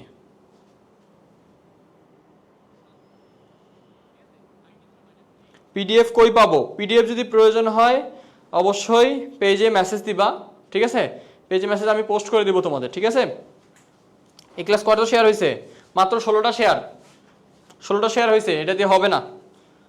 আচ্ছা এই ক্লাস যদি 30টা শেয়ার করতে পারো, 30টা শেয়ার করো, আমি পিডিএফ দিয়ে দিব, ঠিক আছে। আর পিডিএফ তোমরা নিবা কিনা এটা তোমাদের উপরে। ক্লাসটা যদি 16টা শেয়ার থেকে 30টা হয় এখনো, তাও আমরা তাহলে কি করব, পিডিএফ দিয়ে দিব। হ্যাঁ পিডিএফ তোমাদের অবশ্যই প্রয়োজন, আমি বুঝতেছি, কারণ পিডিএফ না হলে এবার এগুলো পড়বো কিভাবে, এটা একটা কথা। আচ্ছা তাহলে এটা কত হবে, একটু যদি আমরা ক্যালকুলেটর হিসাব করে দেখি, যে 20 ডিভাইডেড বাই 8, তাহলে 2.5 আসে, 2.5। সো প্রথম অবস্থায় আমার আসছিল পি যখন 3 আসছে, কিউ আসছিল 4, কিউ আসছিল কত 4। এখন আমাদের নতুন অবস্থায় পি এর মান আসছে P2 আসছে 2.5, তাহলে আমার কি আসবে কিউ এর পরিবর্তন যদি আমরা দেখি এখন কিউএস এর মান, তাহলে QS1 সমান -4 + 4 × 2.5, তাহলে 8 10, তাহলে মাইনাস এখানে 6 আসতেছে, যোগানের মান আসতেছে Q2 আসতেছে 6। সো এখানে বলবা কি আমাদের দাম কমছে যোগান বৃদ্ধি পাইছে, এটাই আমাদের পরিবর্তন। অবস্থার পরিবর্তনটা বোঝা গেছে? কি হয়েছে? দাম কমছে, আমাদের চাহিদা বেড়ে গেছে, আমাদের দাম কমছে, চাহিদা পরিমাণ বৃদ্ধি পাইছে, এটাই। শেষ শেষ, এই সৃজনশীল শেষ। তাহলে আমরা পরেরটা যদি দেখি, পরেরটা কি বলছে, এই যে চলক কি চাহিদার আয় চাহিদাকে কিভাবে প্রভাবিত করে? আয়ের সাথে চাহিদার অবশ্যই সম্পর্ক আছে। উদ্দীপক হতে ভোক্তার মোট উপযোগ রেখা অঙ্কন করো, উদ্দীপকের আলোকে মোট ও প্রান্তিক উপযোগের মধ্যে সম্পর্ক দেখাও। সো প্রথম অবস্থায় এটা খুবই শর্ট, এটা কঠিন কিছু না। আমি যদি তোমাদেরকে প্রথমে করে দেখাই, দেখো তাহলে চলক কি, চলকের একটু আগে আমরা কোশ্চেন পাইছি, মানে অ্যান্সার পাইছি চলক কি। তারপর বলছে কি আয় চাহিদাকে কিভাবে প্রভাবিত করে। কোন দ্রব্য ক্রয় করার আকাঙ্ক্ষা, আর্থিক সামর্থ্য ও অর্থ ব্যয় করার ইচ্ছা থাকলে তাকে চাহিদা বলে। দেখো প্রথম কথা কিন্তু ডিরেক্ট বলে নেই, চাহিদাটা কি সেটাকে বুঝাইছে। চাহিদার সাথে আয়ের একটি নিবিড় সম্পর্ক রয়েছে। ক্রেতার ক্রয়ের সামর্থ্য প্রত্যক্ষভাবে মানে ডিরেক্ট তার আয়ের ওপর নির্ভরশীল। আমার আয় বৃদ্ধি পেলে আমার চাহিদা বৃদ্ধি পাবে, বিষয়টা এরকম। আয় বৃদ্ধি পেলে ভোক্তার ক্রয় ক্ষমতা অর্থাৎ চাহিদা বৃদ্ধি পায়, আবার আয় কমে গেলে চাহিদা কমে যায়। চাহিদার আয়ের উপর নির্ভরশীল। চাহিদা কিসের উপর নির্ভরশীল? চাহিদা আয়ের উপর নির্ভরশীল। প্রথমত চাহিদা নির্ভরশীল ওই দ্রব্যের দামের উপর, তারপরে আয়ের উপর নির্ভরশীল, ঠিক আছে? অতএব বলা যায় আয় চাহিদাকে প্রত্যক্ষভাবে প্রভাবিত করে। এখন বলছে কি ভোক্তার মোট উপযোগ রেখা অঙ্কন করো। ভাই এটা এত সহজ, এগুলো বাচ্চা লেভেলের কোয়েশ্চেন, তোমাদেরকে এখানে আটকানোর মতো কিছুই নাই, তোমাদেরকে এখানে আটকানোর মতো কিচ্ছু নাই। সো আশা করি তোমরা আটকাবা না, এই জায়গাগুলোতে আটকাবা না। সো দেখো এখানে চিত্রটা কেমন হবে আমি ডিরেক্ট দেখাই দেই। এইরকম কিসের কথা বলছে? মোট উপযোগ রেখা অঙ্কন করো। সো 1 একক থেকে যেহেতু শুরু, তাহলে আমার রেখাটা এমন করে আসবে, এরকম হবে। তোমার প্রথমে এই যে এখানে 1 এককে 15, তারপর বলছে 10 5 0, এখানে প্রান্তিক উপযোগ দিছে। আচ্ছা, এখানে একটা কাজ করছে, সেটা হচ্ছে কি তারা মোট উপযোগটা দেয় নাই, মানে একটু কাজ বাড়াইছে। ভেরি গুড, এটা ভালো হয়েছে। মোট উপযোগটা আমাদের বের করে নিতে হবে। সো আমরা মোট উপযোগ এখানে বের করতে পারবো চাইলে। সো আমরা যদি এইভাবে করি তাও হয়ে যায়, শর্টকাট করে করব, আমাদের এত বড় করে করার কিছু নেই। টোটাল ইউটিলিটি, সো প্রথমটার ক্ষেত্রে 15 সেমি থাকে, পরেরটা 15 আর 10 যোগ হবে 25 হবে, 25-এর সাথে 5 যোগ হলে 30 হবে, 30-এর সাথে 0 যোগ হইলে 30 হবে। এরপরে বলছে কি -5, ঠিক আছে না? 15 10-এ 25, 25 আর 5-এ 30, 30 0 30, এখানে যে 5 বলছে -30, তার মানে এখানে পরের ঘরটা কি আসবে? -5 আসবে। কি আসবে? -5 বলে তোমার হচ্ছে 25 আসবে। 30-এর পর নেমে কত হয়ে যাবে? 25 হয়ে যাবে। সো এটাকে এখন আমি যদি চিত্র আকারে দেখাই, তাহলে আমার বিষয়টা এরকম হচ্ছে। সো এটা হচ্ছে প্রথমে ছিল কত? 15, পরে হয়ে যাবে কত? 25, পরে হয়ে যাবে 25। সো এটা হচ্ছে 25 দ্বিতীয় একক, তৃতীয় এককে 30, চতুর্থ এককে 30 30 দুইটা, এরপরেরটা হচ্ছে আবার এখানে। তার মানে বিষয়টা কি দাঁড়ালো ভাইয়া? এই যে রেখাটা এরকম দাঁড়াবে, ঠিক আছে? একটু ফাস্ট করলাম, 1 2 3 4 5, ঠিক আছে? এটা হচ্ছে টোটাল ইউটিলিটি রেখা। এই হচ্ছে তুমি এটা এঁকে দিবা, এটা দিয়ে একটু বিস্তারিত বলে দিবা যে কিভাবে কি করছো, কোন এককে কোন বিন্দুতে কত বোঝাচ্ছে, সেই জিনিসগুলো একটু বলে দিবা, শেষ। আর ডি হচ্ছে সর্বোচ্চ যখন আমাদের মার্জিনাল ইউটিলিটি 0। সো ঘ নম্বরের অ্যান্সারটা হচ্ছে কি এই যে দুইটা সম্পর্ক দেখাইতে হবে। দুইটা সম্পর্ক মানে ভাই এই এক কথায় টোটাল ইউটিলিটির সাথে মার্জিনাল ইউটিলিটির সম্পর্ক। তার মানে টোটাল ইউটিলিটি যখন বৃদ্ধি পাচ্ছিল, মার্জিনাল ইউটিলিটি ক্রমহ্রাসমান হারে হ্রাস পাচ্ছে। এক কথায় মার্জিনাল ইউটিলিটি হ্রাস পাচ্ছে, আর টোটাল ইউটিলিটি ক্রমহ্রাসমান হারে বৃদ্ধি পাচ্ছে, মানে বাড়তেছে কমতেছে, কমতে বাড়তেছে। বিষয়টা এরকম। একটা সময় এসে মোট উপযোগ সর্বোচ্চ হয়েছে, তখন আমাদের মার্জিনাল ইউটিলিটি কি হয়েছে? 0 হয়েছে চতুর্থ এককে এসে। এরপরে তোমার টোটাল ইউটিলিটি কমা শুরু করছে, তখন মার্জিনাল ইউটিলিটি ঋণাত্মক হয়ে গেছে। এই ছিল তোমাদের কোয়েশ্চেন, এই ছিল তোমাদের আজকের ক্লাসের সম্পর্ক টপিক। এই যে আলোকে মোট ও প্রান্তিক উপযোগের মধ্যে সম্পর্ক ব্যাখ্যা করো। ওইখানে শুধু টোটাল ইউটিলিটি রেখাটা আঁকতে হইতো, আর এরপরে তোমার কি দুইটা চিত্র একসাথে আঁকতে হবে। এই যে এই চিত্রটা, মানে এই মার্জিনাল ইউটিলিটি একে তুমি তারপরে সম্পর্কটা, এদের দুজনের মধ্যে সম্পর্ক, কে কোথা থেকে বৃদ্ধি পাচ্ছে, কে হ্রাস পাচ্ছে, কোন সময় সর্বোচ্চ হচ্ছে, কখন 0 হচ্ছে, কখন হচ্ছে কমে গেলে ঋণাত্মক হচ্ছে, এই কথাগুলো বলে দিবা, ঠিক আছে? সো এই ছিল তোমাদের আজকের টপিক, আমাদের আজকের ফার্স্ট ওয়ার্কশপ ক্লাসের, যেখানে আমরা প্রথম অধ্যায় দ্বিতীয় অধ্যায়ের যে টপিকগুলো আসবে একদম ওইগুলো করাইছি, আমরা বেশি কিছু করাই নাই, ঠিক আছে? যেগুলো আসবে আমরা ওইগুলোই করাইছি। এখন তোমাদের কাছে কথা হচ্ছে ভাইয়া, ক্লাসটা কি বুঝতে পারছো? ক্লাসটা কি বুঝতে পারছো? যদি না বোঝো ক্লাসটা আরেকবার করে নিবা। আমি যদি বুঝাতে না পারি সেটাও আমাকে জানাই দিবা যে ভাই আপনি বুঝাতে পারেন নাই, আমি আবার চেষ্টা করব। বাট অ্যাকচুয়ালি এটা তোমাদের জন্য অনেক বেশি ইম্পর্টেন্ট, ইফেক্টিভ হবে এটা আমি তোমাদেরকে বলতে পারি। আর যে এমসিকিউগুলো করাইলাম, যে সিকিউগুলো করাইলাম, এই টাইপেরই কোয়েশ্চেন তোমাদের চলে আসবে, এটা মাথায় রাখিও, ঠিক আছে? ভাইয়া চাহিদা সমীকরণগত গঠন এই প্রশ্নটা যদি একটু সলভ করে দিতেন। আচ্ছা লাস্ট টপিক, তাহলে আমরা এখন দেখাই চাহিদা সমীকরণ কিভাবে গঠন করতে হয়। অর্থাৎ আমরা তো জানি ভাইয়া এইটা QD = A - BP, কিন্তু আমার কথা ভাই A - BP এটা আমি গঠন করব কিভাবে, এটা আনে কিভাবে? এটার জন্য তোমাকে দুইটা পরিমাণ দেওয়া থাকে, চাহিদা পরিমাণ দেওয়া থাকে, দুইটা দাম দেওয়া থাকে।